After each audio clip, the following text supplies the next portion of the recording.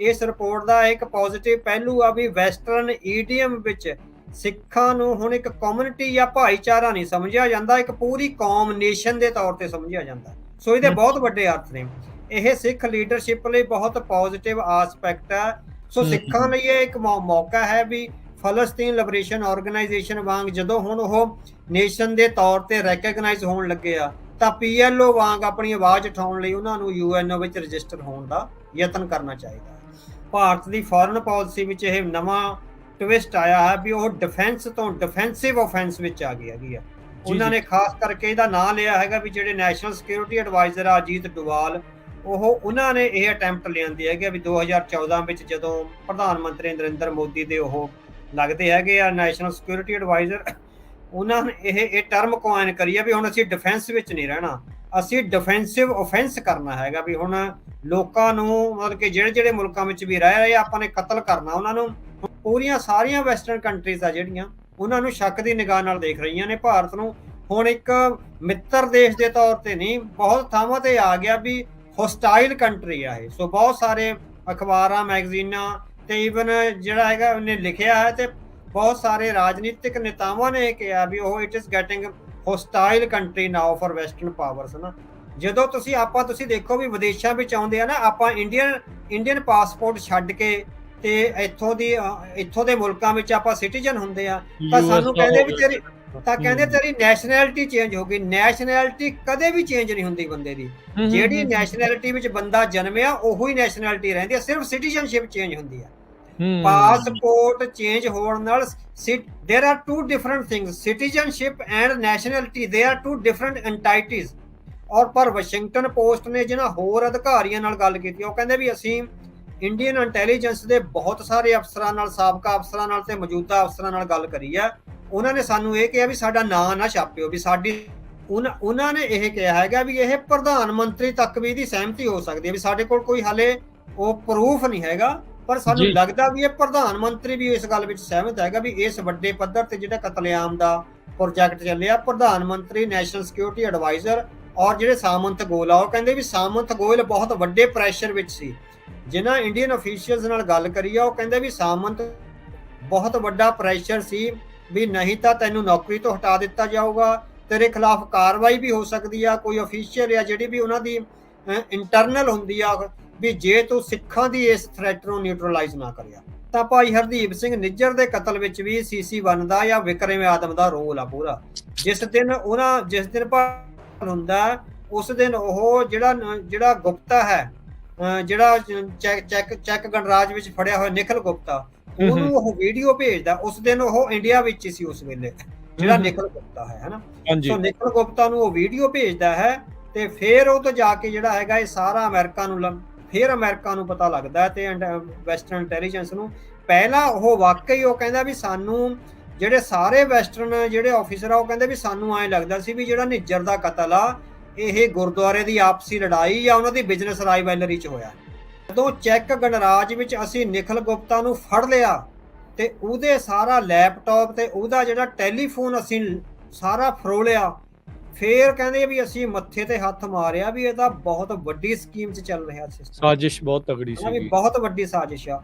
ਔਰ ਨਿਖਲ ਗੁਪਤਾ ਇੱਥੇ ਗੱਲਬਾਤ ਕਰਨ ਤੋਂ ਬਾਅਦ ਇੰਡੀਆ ਚਲਿਆ ਗਿਆ ਸੀ।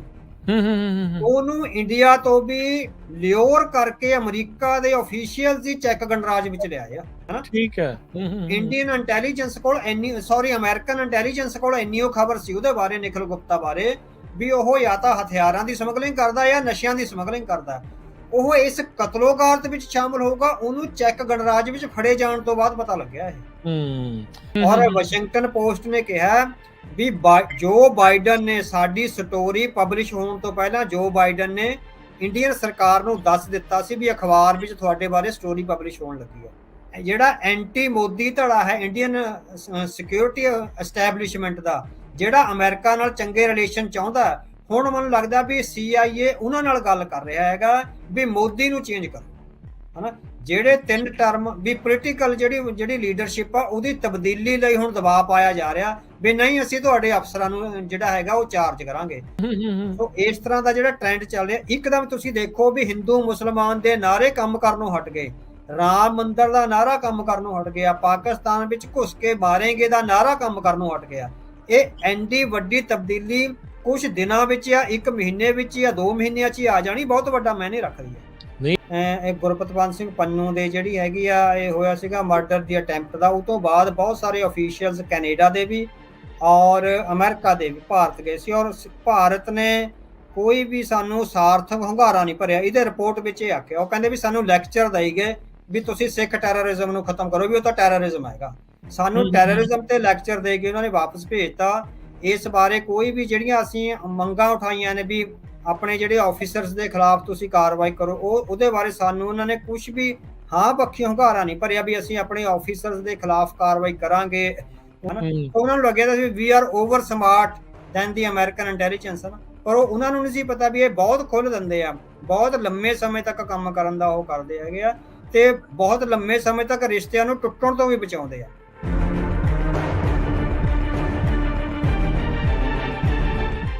ਪੰਜਾਬੀ ਰੇਡੀਓ USA ਸੁਣ ਰਹੇ ਦੇਖ ਰਹੇ ਸਾਰੇ ਹੀ ਸਰੋਤਿਆਂ ਦਰਸ਼ਕਾਂ ਨੂੰ ਨਿੱਘੀ ਜੀ ਆਇਆਂ ਨੂੰ, ਸਭ ਨੂੰ ਪਿਆਰ ਭਰੀ ਸਤਿ ਸ੍ਰੀ ਅਕਾਲ।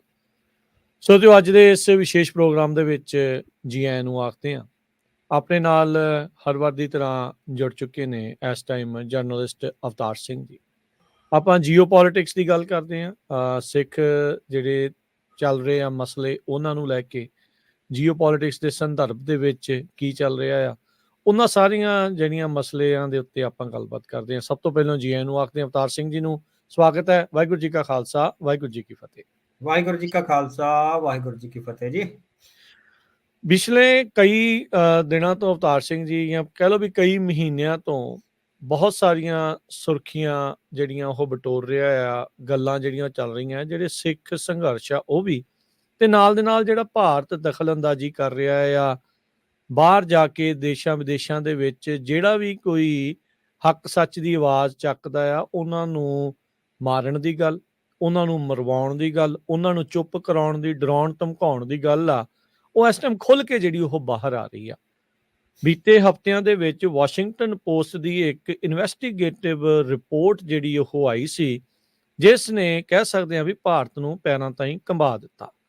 ਉਹਦੇ ਵਿੱਚ ਸ਼ਰੇਆਮ ਰॉ ਦੇ ਬੰਦਿਆਂ ਦਾ ਨਾਮ, ਡੋਵਲ ਤੱਕ ਦੇ ਨਾਲ ਲਿੰਕ ਕਿਸ ਤਰੀਕੇ ਦੇ ਨਾਲ ਚੱਲ ਰਿਹਾ ਸੀ, ਉਹ ਸਾਰਾ ਕੁਝ ਜਿਹੜਾ ਉਹ ਦੇਖ ਰਿਹਾ ਆ। ਉਹ ਚੀਜ਼ ਉਹਨਾਂ ਨੇ ਬਿਲਕੁਲ ਜਿਹੜੀ ਉਹ ਸਾਹਮਣੇ ਜਿਹੜੀ ਉਹ ਲਿਆ ਕੇ ਰੱਖ ਦਿੱਤੀ, ਜਿਸ ਦਾ ਖਦਸ਼ਾ ਕਈ ਸਾਲਾਂ ਤੋਂ ਸ਼ੁਰੂ ਤੋਂ ਹੀ ਜਿਹੜੇ ਕਹਿ ਲਓ ਵੀ ਸਿੱਖ ਖਾਸ ਕਰਕੇ ਚਿੰਤਕ ਆ ਤੇ ਸਿੱਖ ਐਕਟਿਵਿਸਟ ਆ ਉਹ ਲਾਉਂਦੇ ਆ ਰਹੇ ਸੀ।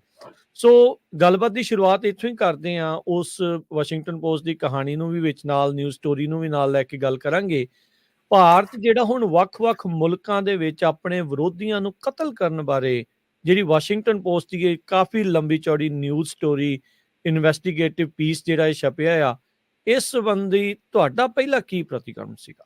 ਹਾਂਜੀ, ਇੱਕ ਤਾਂ ਸਭ ਤੋਂ ਪਹਿਲਾਂ ਤਾਂ ਅਸੀਂ ਇੱਕ ਤਰ੍ਹਾਂ ਨਾਲ ਸਵਾਗਤ ਕਰਦੇ ਹਾਂ ਵੀ ਇੰਨੀ ਜ਼ਿਆਦਾ ਗੰਭੀਰਤਾ ਨਾਲ, ਇੰਨਾ ਡੀਪ ਇਨ ਡੈਪਥ ਜਿਹੜੀ ਇਨਵੈਸਟੀਗੇਸ਼ਨ ਆ ਕਰਨੀ ਉਹਨਾਂ ਨੇ, ਕਿਉਂਕਿ ਆਪਾਂ ਜਰਨਲਿਜ਼ਮ ਨਾਲ ਜੁੜੇ ਹੋਏ ਹਾਂ ਵੀ ਜਰਨਲਿਜ਼ਮ ਦੀਆਂ ਜਿਹੜੀਆਂ ਰਵਾਇਤਾਂ ਨੇ ਉਹਨਾਂ ਜਰਨਲਿਸਟਾਂ ਨੇ, ਖਾਸ ਕਰਕੇ ਗ੍ਰੈਗ ਮਿਲਰ ਜਿਹੜੇ ਕਿ ਇਸ ਰਿਪੋਰਟ ਦੇ ਮੇਨ ਨੇ, ਸੋ ਲੰਡਨ ਵਿੱਚ ਸਥਿਤ ਨੇ ਉਹ। ਸੋ ਗ੍ਰੈਗ ਮਿਲਰ ਨੇ ਜਿਸ ਇਨ ਡੈਪਥ ਨਾਲ ਇਨਵੈਸਟੀਗੇਸ਼ਨ ਕਰੀ ਆ, ਜਿਸ ਤਰ੍ਹਾਂ ਪੀਸ ਬਾਏ ਪੀਸ ਜੋੜ ਕੇ ਹਰ ਅਧਿਕਾਰੀ ਨਾਲ, ਹਰ ਸੰਬੰਧਿਤ ਵਿਅਕਤੀ ਨਾਲ, ਚਾਹੇ ਉਹ ਅਮਰੀਕਾ 'ਚ ਆ, ਚਾਹੇ ਭਾਰਤ ਵਿੱਚ ਆ, ਕੈਨੇਡਾ 'ਚ ਆ, ਆਸਟ੍ਰੇਲੀਆ 'ਚ ਆ, ਜਰਮਨ 'ਚ ਆ, ਸੋ ਜਿੰਨੀ ਇਹ ਵਾਸਟ ਇਨਵੈਸਟੀਗੇਸ਼ਨ ਹੋਈ ਆ ਉਹਦੇ ਕਿੰਨੇ ਸਾਰੇ ਮੁਲਕਾਂ ਵਿੱਚ, ਈਵਨ ਪ੍ਰਾਗ, ਚੈੱਕ ਵਿੱਚ ਜਾ ਕੇ ਉਹਨਾਂ ਨੇ ਜਿਹੜੀ ਇਨਵੈਸਟੀਗੇਸ਼ਨ ਕਰੀ ਆ। ਸੋ ਉਹਨੇ ਜਰਨਲਿਜ਼ਮ ਦੀਆਂ ਜਿਹੜੀਆਂ ਧਾਰਨਾਵਾਂ ਨੇ, ਜਿਹੜੀਆਂ ਕਦਰਾਂ ਕੀਮਤਾਂ ਨੇ, ਜਿਹੜੀ ਵੈਲਿਊ ਬੇਸਡ ਉਹਨੂੰ ਸਾਡੇ ਸਾਹਮਣੇ ਜਿਹੜਾ ਲੈ ਕੇ ਆਂਦਾ।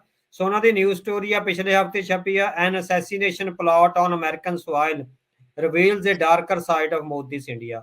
ਸੋ ਜਿਹੜਾ ਲਗਾਤਾਰ ਸਿੱਖ ਹਲਕਿਆਂ ਵਿੱਚ ਗੱਲ ਆ ਰਹੀ ਸੀਗੀ ਵੀ ਸਿੱਖਾਂ ਦੀ ਨਿਸ਼ਾਨਦੇਹੀ ਕੀਤੀ ਜਾਂਦੀ ਹੈ, ਉਹਨਾਂ ਦੀਆਂ ਵੀਡੀਓਗ੍ਰਾਫੀ ਕੀਤੀ ਜਾਂਦੀ ਹੈ, ਸਰਵੇਲੈਂਸ ਕੀਤੀ ਜਾਂਦੀ ਹੈ, ਤੇ ਉਹਨਾਂ ਨੂੰ ਇੰਟੀਮੀਡੇਟ ਕੀਤਾ ਜਾਂਦਾ, ਤੇ ਫਿਰ ਹੁਣ ਤਾਂ ਗੱਲ ਇਹ ਆ ਗਈ ਵੀ ਕਤਲ ਵੀ ਕੀਤਾ ਜਾਂਦਾ। ਸੋ ਸਾਰਾ ਕੁਝ ਜੋ ਸਿੱਖ ਪਿਛਲੇ 30-35 ਸਾਲਾਂ ਤੋਂ ਕਹਿ ਰਹੇ ਸੀ, ਉਹਦੀ ਬਹੁਤ ਹੀ brick by brick, bit by bit ਤੇ ਕਦਮ ਦਰ ਕਦਮ ਸਾਰੀ ਇਨਵੈਸਟੀਗੇਸ਼ਨ ਹੈ ਜਿਹੜੀ ਗ੍ਰੈਗ ਮਿਲਰ ਤੇ ਉਹਨਾਂ ਦੀ ਟੀਮ ਨੇ ਕਰੀ ਹੈਗੀ ਆ। ਔਰ ਉਹ ਦੱਸਦੇ ਆ ਵੀ ਅਸੀਂ ਲਗਭਗ ਅਧਿਕਾਰੀਆਂ ਨਾਲ ਗੱਲ ਕਰੀ ਹੈਗੀ ਆ ਜੀ। ਸੋ ਬਹੁਤ ਸਾਰੇ ਮੁਲਕਾਂ ਵਿੱਚ, USA ਵਿੱਚ, ਇੰਡੀਆ ਵਿੱਚ, ਜਰਮਨੀ ਵਿੱਚ, ਆਸਟ੍ਰੇਲੀਆ ਵਿੱਚ ਤੇ ਇੰਗਲੈਂਡ ਵਿੱਚ ਨਾ। ਸੋ ਇਸ ਸਾਰੀ ਸਟੋਰੀ ਨੂੰ ਲਿਆਉਣ ਨੇ ਜਿਹੜੀ ਮੇਨ ਗੱਲ ਲਿਆਂਦੀ ਹੈਗੀ ਆ ਵੀ ਭਾਰਤ ਦੀ ਫੋਰਨ ਪਾਲਿਸੀ ਵਿੱਚ ਇਹ ਨਵਾਂ ਟਵਿਸਟ ਆਇਆ ਹੈ ਵੀ ਉਹ ਡਿਫੈਂਸ ਤੋਂ ਡਿਫੈਂਸਿਵ ਆਫੈਂਸ ਵਿੱਚ ਆ ਗਈ ਹੈਗੀ ਆ। ਉਹਨਾਂ ਨੇ ਖਾਸ ਕਰਕੇ ਇਹਦਾ ਨਾਂ ਲਿਆ ਹੈਗਾ ਵੀ ਜਿਹੜੇ ਨੈਸ਼ਨਲ ਸਿਕਿਉਰਿਟੀ ਐਡਵਾਈਜ਼ਰ ਆ ਅਜੀਤ ਡੋਵਾਲ, ਉਹਨਾਂ ਨੇ ਇਹ ਅਟੈਂਪਟ ਲਿਆਂਦੀ ਹੈਗੀ ਵੀ 2014 ਵਿੱਚ ਜਦੋਂ ਪ੍ਰਧਾਨ ਮੰਤਰੀ ਨਰਿੰਦਰ ਮੋਦੀ ਦੇ ਉਹ ਲੱਗਦੇ ਹੈਗੇ ਆ ਨੈਸ਼ਨਲ ਸਿਕਿਉਰਿਟੀ ਐਡਵਾਈਜ਼ਰ, ਉਹਨਾਂ ਨੇ ਇਹ ਟਰਮ ਕੋਇਨ ਕਰੀ ਆ ਵੀ ਹੁਣ ਅਸੀਂ ਡਿਫੈਂਸ ਵਿੱਚ ਨਹੀਂ ਰਹਿਣਾ, ਅਸੀਂ ਡਿਫੈਂਸਿਵ ਆਫੈਂਸ ਕਰਨਾ ਹੈਗਾ ਵੀ ਹੁਣ ਲੋਕਾਂ ਨੂੰ ਮਤਲਬ ਕਿ ਜਿਹੜੇ ਮੁਲਕਾਂ ਵਿੱਚ ਵੀ ਰਹਿ ਰਹੇ ਆਪਾਂ ਨੇ ਕਤਲ ਕਰਨਾ ਉਹਨਾਂ ਨੂੰ। ਹੁਣ ਜਸਟ ਆਪਾਂ ਜਿਸ ਤਰ੍ਹਾਂ ਵੀ ਡੋਜ਼ੀਅਰ ਭੇਜ ਕੇ ਜਾਂ ਅੰਡਰ ਦੀ ਸੀਨ ਜਾਂ ਬਿਹਾਈਂਡ ਦੀ ਡੋਰਸ ਡਿਪਲੋਮੈਟਿਕਲੀ ਜਿਹੜੇ ਆਪਣੇ ਹੈਗੇ ਆ ਉਹ ਮਸਲੇ ਹੱਲ ਨਹੀਂ ਕਰਨੇ, ਅਸੀਂ ਹਮਲਾ ਕਰਕੇ ਹਮਲਾਵਰ ਬਿਰਤੀ ਜਿਹੜਾ ਕਰਨਾ, ਜਿਸ ਤਰ੍ਹਾਂ ਇਜ਼ਰਾਈਲ ਕਰਦਾ, ਜਿਸ ਤਰ੍ਹਾਂ ਅਮਰੀਕਾ ਕਰਦਾ ਜਾਂ ਹੋਰ ਜਿਹੜੀਆਂ ਪੱਛਮੀ ਮੁਲਕ ਆ ਉਹ ਕਰਦੇ ਹੈਗੇ ਆ। ਸੋ ਉਸ ਹਿਸਾਬ ਨਾਲ ਜਿਹੜੇ ਗ੍ਰੈਗ ਮਿਲਰ ਨੇ ਰਿਪੋਰਟ ਲਿਆਂਦੀ ਹੈਗੀ ਉਹਦੇ ਬਹੁਤ, ਇੱਕ ਤਾਂ ਆਪਾਂ ਕਹਿ ਸਕਦੇ ਵੀ ਜਰਨਲਿਜ਼ਮ ਦੀਆਂ ਬਹੁਤ ਸਾਰੀਆਂ ਜਿਹੜੀਆਂ ਵੱਡੀਆਂ ਤਰਜੀਹਾਂ ਨੇ ਉਹ ਸਾਹਮਣੇ ਆਈਆਂ ਨੇ, ਤੇ ਦੂਜਾ ਭਾਰਤ ਦੀ ਸਮੁੱਚੀ ਵਿਦੇਸ਼ ਨੀਤੀ ਦਾ ਜਿਹੜਾ ਇੱਕ ਡਾਰਕ ਸਾਈਡ ਆ। ਹੁਣ ਤੱਕ ਤਾਂ ਇਹ ਸੀਗਾ ਵੀ UNO ਵਿੱਚ ਵੀ ਜਾਂ ਹੋਰ ਥਾਵਾਂ ਤੇ ਵੀ ਭਾਰਤ ਇਹ ਗੱਲ ਮੰਨਦਾ ਹੀ ਨਹੀਂ ਸੀ। ਸੋ ਉਹ ਹੋਰਾਂ ਮੁਲਕਾਂ ਨੂੰ ਹੀ ਜਿਹੜਾ ਕਹਿੰਦਾ ਸੀਗਾ ਵੀ ਐਕਸਿਸ ਆਫ ਟੈਰਰਿਜ਼ਮ ਆ। ਸੋ ਇਹਦੇ ਨਾਲ ਐਕਸਿਸ ਆਫ ਟੈਰਰਿਜ਼ਮ ਦਾ ਜਿਹੜਾ ਸੈਂਟਰ ਆ ਉਹ ਬਦਲਦਾ ਨਜ਼ਰ ਆ ਰਿਹਾ। ਸੋ ਭਾਰਤ ਦੀ ਡਿਪਲੋਮੈਟਿਕਲੀ ਭਾਰਤ ਲਈ ਇਹ ਪਰੇਸ਼ਾਨੀ ਹੋਊਗੀ ਵੀ ਐਕਸਿਸ ਆਫ ਟੈਰਰਿਜ਼ਮ ਆ ਜਿਹੜਾ ਉਹ ਪਾਕਿਸਤਾਨ ਤੋਂ ਬਦਲ ਕੇ ਨਿਊ ਦਿੱਲੀ ਨਾ ਕਿਧਰੇ ਹੋ ਜਾਵੇ, ਹਨਾ। ਸੋ ਜਿਸ ਕਿਸਮ ਦੀਆਂ ਲਗਾਤਾਰ ਰਿਪੋਰਟਾਂ ਪਿਛਲੇ ਸਾਲ ਤੋਂ ਛਪ ਰਹੀਆਂ ਨੇ ਉਹਦੇ ਨਾਲ ਐਕਸਿਸ ਆਫ ਟੈਰਰਿਜ਼ਮ ਤੇ ਜਿਹੜਾ ਮਿਲੀਟੈਰਰਿਜ਼ਮ ਆ ਉਹ ਬਦਲਦਾ ਨਜ਼ਰ ਆ ਰਿਹਾ ਵਰਲਡ ਪੋਲਿਟਿਕਸ ਵਿੱਚ। ਔਰ ਪੂਰੀਆਂ ਸਾਰੀਆਂ ਵੈਸਟਰਨ ਕੰਟਰੀਜ਼ ਆ ਜਿਹੜੀਆਂ ਉਹਨਾਂ ਨੂੰ ਸ਼ੱਕ ਦੀ ਨਿਗਾਹ ਨਾਲ ਦੇਖ ਰਹੀਆਂ ਨੇ ਭਾਰਤ ਨੂੰ। ਹੁਣ ਇੱਕ ਮਿੱਤਰ ਦੇਸ਼ ਦੇ ਤੌਰ ਤੇ ਨਹੀਂ, ਬਹੁਤ ਥਾਵਾਂ ਤੇ ਆ ਗਿਆ ਵੀ ਹੋਸਟਾਈਲ ਕੰਟਰੀ ਆ ਇਹ। ਸੋ ਬਹੁਤ ਸਾਰੇ ਅਖਬਾਰਾਂ, ਮੈਗਜ਼ੀਨਾਂ ਤੇ ਈਵਨ ਜਿਹੜਾ ਹੈਗਾ ਉਹਨੇ ਲਿਖਿਆ ਹੈ ਤੇ ਬਹੁਤ ਸਾਰੇ ਰਾਜਨੀਤਿਕ ਨੇਤਾਵਾਂ ਨੇ ਕਿਹਾ ਵੀ ਉਹ it is getting hostile country now for western powers ਨਾ। ਬੇਸ਼ੱਕ ਚੀਨ ਨਾਲ ਇੱਟ ਖੜੱਕਾ ਰਾਈ ਰੱਖਣ ਲਈ ਜਾਂ ਚੀਨ ਨੂੰ ਕਾਊਂਟਰ ਕਰਨ ਲਈ ਉਹਨਾਂ ਨੇ ਭਾਰਤ ਤੇ ਬਹੁਤ ਰਿਲਾਈ ਕਰਿਆ ਸੀ, ਪਰ ਹੁਣ ਵੈਸਟਰਨ ਕੰਟਰੀਜ਼ ਦੇ ਡਿਪਲੋਮੈਟਸ ਇਹ ਸਮਝਣ ਲੱਗ ਗਿਆ ਵੀ ਸਾਡੀਆਂ ਜਿਹੜੀਆਂ ਖੁੱਲਾਂ ਨੇ ਉਹਦਾ ਭਾਰਤ ਨੇ ਨਜਾਇਜ਼ ਫਾਇਦਾ ਉਠਾਇਆ ਤੇ ਉਹ ਅਗਰੈਸਿਵਲੀ ਵੈਸਟਰਨ ਸੋਇਲਸ ਤੇ ਆ ਕੇ ਬੰਦਿਆਂ ਨੂੰ ਕਤਲ ਕਰਨ ਦੀਆਂ ਜਿਹੜੀਆਂ ਗੱਲਾਂ ਕਰਨ ਲੱਗਿਆ। ਇਹ ਕਾਫੀ ਭਾਰਤ ਲਈ ਨੈਗੇਟਿਵ ਇੰਪੈਕਟ ਹੋਊਗਾ। ਉਹਦੇ ਜਿਹੜੇ ਡਿਪਲੋਮੈਟਸ ਆ ਉਹਨਾਂ ਨੂੰ ਦੁਬਾਰੇ ਜਿਹੜਾ ਹੈਗਾ ਅਬਾਊਟ ਟਰਨ ਕਰਨਾ ਪਊਗਾ ਤੇ ਨਵਾਂ ਹੋਮਵਰਕ ਕਰਨਾ ਪਊਗਾ, ਇਹ ਵਿਸ਼ਵਾਸ ਦਿਵਾਉਣਾ ਪਊਗਾ ਵੀ ਅਸੀਂ ਆਪਣੇ ਅਲਾਈਜ਼ ਦੇ ਖੇਤਰਾਂ ਵਿੱਚ ਇਸ ਤਰ੍ਹਾਂ ਦੀ ਗਲਤੀ ਅੱਗੇ ਤੋਂ ਨਹੀਂ ਕਰਾਂਗੇ, ਵਰਨਾ ਜਿਹੜੇ ਡਿਪਲੋਮੈਟਿਕ ਰਿਲੇਸ਼ਨਸ ਆ ਬਹੁਤ ਸਟ੍ਰੇਨ ਹੋ ਸਕਦੇ ਆ ਭਾਰਤ ਤੇ ਵੈਸਟਰਨ ਅਲਾਈਜ਼ ਦੇ। ਜੀ ਨਹੀਂ, ਬਿਲਕੁਲ। ਤੁਸੀਂ ਮੈਨੂੰ ਯਾਦ ਹੈ ਆਪਾਂ ਕਾਫੀ ਚਿਰ ਪਹਿਲਾਂ ਜਦੋਂ ਗੱਲ ਕੀਤੀ ਸੀ, ਇਜ਼ਰਾਈਲ ਨੇ ਵੀ ਆਪਣੇ ਜਿਹੜੇ ਦੋਸਤ ਮੁਲਕਾਂ ਦੇ ਘਰੇ ਜਾ ਕੇ ਇਦਾਂ ਨਹੀਂ ਸੀ ਕੀਤਾ। ਜਦੋਂ ਉਹ ਕਰਦੇ ਸੀ ਬਾਹਰ ਜਾ ਕੇ ਕਿਤੇ ਕਰਦੇ ਸੀ ਜੇ ਉਹਨਾਂ ਨੇ ਉਦਾਂ ਦੀ ਕਾਰਵਾਈ ਵੀ ਕਰਨੀ ਸੀ। ਪਰ ਭਾਰਤ ਕੀ ਇਹ ਸੱਤਾ ਦਾ ਨਸ਼ਾ ਆ ਉੱਥੇ ਉੱਥੋਂ ਦੀ ਬਿਊਰੋਕ੍ਰੇਸੀ ਨੂੰ, ਲੀਡਰਸ਼ਿਪ ਨੂੰ, ਜਾਂ ਦੋਨੋਂ ਹੀ ਅੱਖਾਂ ਮੀਟ ਕੇ ਇਹ ਕੰਮਾਂ ਦੇ ਵੱਲ ਨੂੰ ਵਧੇ ਹੋਏ ਨੇ? ਹਾਂਜੀ, ਉਹ ਇੱਕ ਤਾਂ ਸੱਤਾ ਦਾ ਨਸ਼ਾ ਹੋ ਗਿਆ, ਜਿਹੜੀ ਇਹ ਅਗਰੈਸ਼ਨ ਨਾਲ ਸੱਤਾ ਆਈ ਆ ਉਹਦੇ ਚੋਂ ਡਿਪਲੋਮੈਸੀ, ਪਿਆਰ ਮੁਹੱਬਤ, ਭਾਈਚਾਰਾ ਤੇ ਇੱਕ ਜਿਹੜੀ ਆਪਾਂ ਕਹਿ ਸਕਦੇ ਵੀ ਸਿਵਲਾਈਜ਼ਡ ਡਿਪਲੋਮੇਸੀ ਆ ਉਹ ਖਤਮ ਹੋ ਗਈ ਹੋਈ ਹੈ ਨਾ। ਸੋ ਉਹਨਾਂ ਨੇ ਇਸ ਰਿਪੋਰਟ ਵਿੱਚ ਅੱਗੇ ਜਾ ਕੇ ਆਉਂਦਾ ਹੈਗਾ ਵੀ ਜਦੋਂ ਅਮਰੀਕਨ ਅਫੀਸ਼ੀਅਲਸ ਇਸ ਕਤਲ ਦੀ ਅਟੈਂਪਟ ਦਾ ਭਾਂਡਾ ਜਦੋਂ ਖੁੱਲਿਆ, ਉਹ ਤੋਂ ਬਾਅਦ ਜਦੋਂ ਅਮਰੀਕਾ ਖਾਸ ਕਰਕੇ ਐਂਥਨੀ ਬਲਿੰਕਨ ਵੀ ਤੇ ਹੋਰ US ਅਫੀਸ਼ੀਅਲਸ ਇੰਡੀਆ ਗਏ ਉਹਨਾਂ ਨੂੰ ਅਕਾਊਂਟੇਬਲ ਕਰਨ ਲਈ, ਕਹਿੰਦੇ ਵੀ ਸਾਨੂੰ ਇਹ ਲੈਕਚਰ ਦਿੱਤਾ ਗਿਆ ਵੀ ਵੈਸਟਰਨ ਕੰਟਰੀਜ਼ ਵੀ ਜਾਂ ਬੰਦੇ ਮਾਰਦੀਆਂ ਜਾ ਕੇ, ਹਨਾ। ਸਾਨੂੰ ਵਾਰ-ਵਾਰ ਇਹ ਕਿਹਾ ਗਿਆ ਵੀ ਅਸੀਂ ਕਿਹੜਾ ਕੁਝ ਨਵਾਂ ਕਰ ਰਹੇ ਹਾਂ। ਤਾਂ ਐਂਥਨੀ ਬਲਿੰਕਨ ਔਰ CIA ਦੇ ਤੇ ਹੋਰ ਅਮਰੀਕਨ ਅਫੀਸ਼ੀਅਲਸ ਨੇ ਕਿਹਾ ਵੀ ਅਸੀਂ ਸਿਰਫ ਉੱਥੇ ਬੰਦਾ ਮਾਰਦੇ ਆ ਜਿਹੜੀਆਂ ਅਨਗਵਰਨਡ ਟੈਰੀਟਰੀਜ਼ ਆ।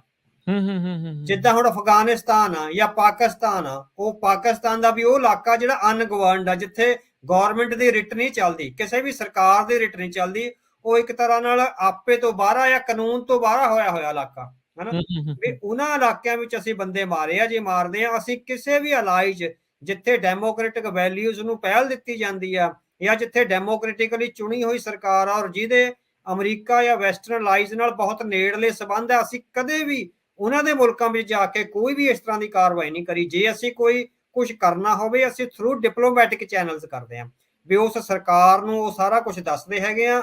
ਜੇ ਕੋਈ ਸਾਨੂੰ ਬੰਦਾ ਲੜੀਂਦਾ ਇਨਵੈਸਟੀਗੇਸ਼ਨ ਲਈ, ਥਰੂ ਪ੍ਰੋਪਰ ਚੈਨਲ ਉਹਦੀ ਅਰੈਸਟ ਪਾ ਕੇ ਅਦਾਲਤ ਵਿੱਚ ਜਾ ਕੇ ਜਾਂ ਇਸ ਤਰ੍ਹਾਂ ਉਹਦੀ ਇਨਵੈਸਟੀਗੇਸ਼ਨ ਕਰਕੇ ਜਿਹਨੂੰ ਐਕਸਟਰਾਡਾਈਟ ਕਰਨਾ ਤੇ ਐਕਸਟਰਾਡਾਈਟ ਕਰਦੇ ਆ।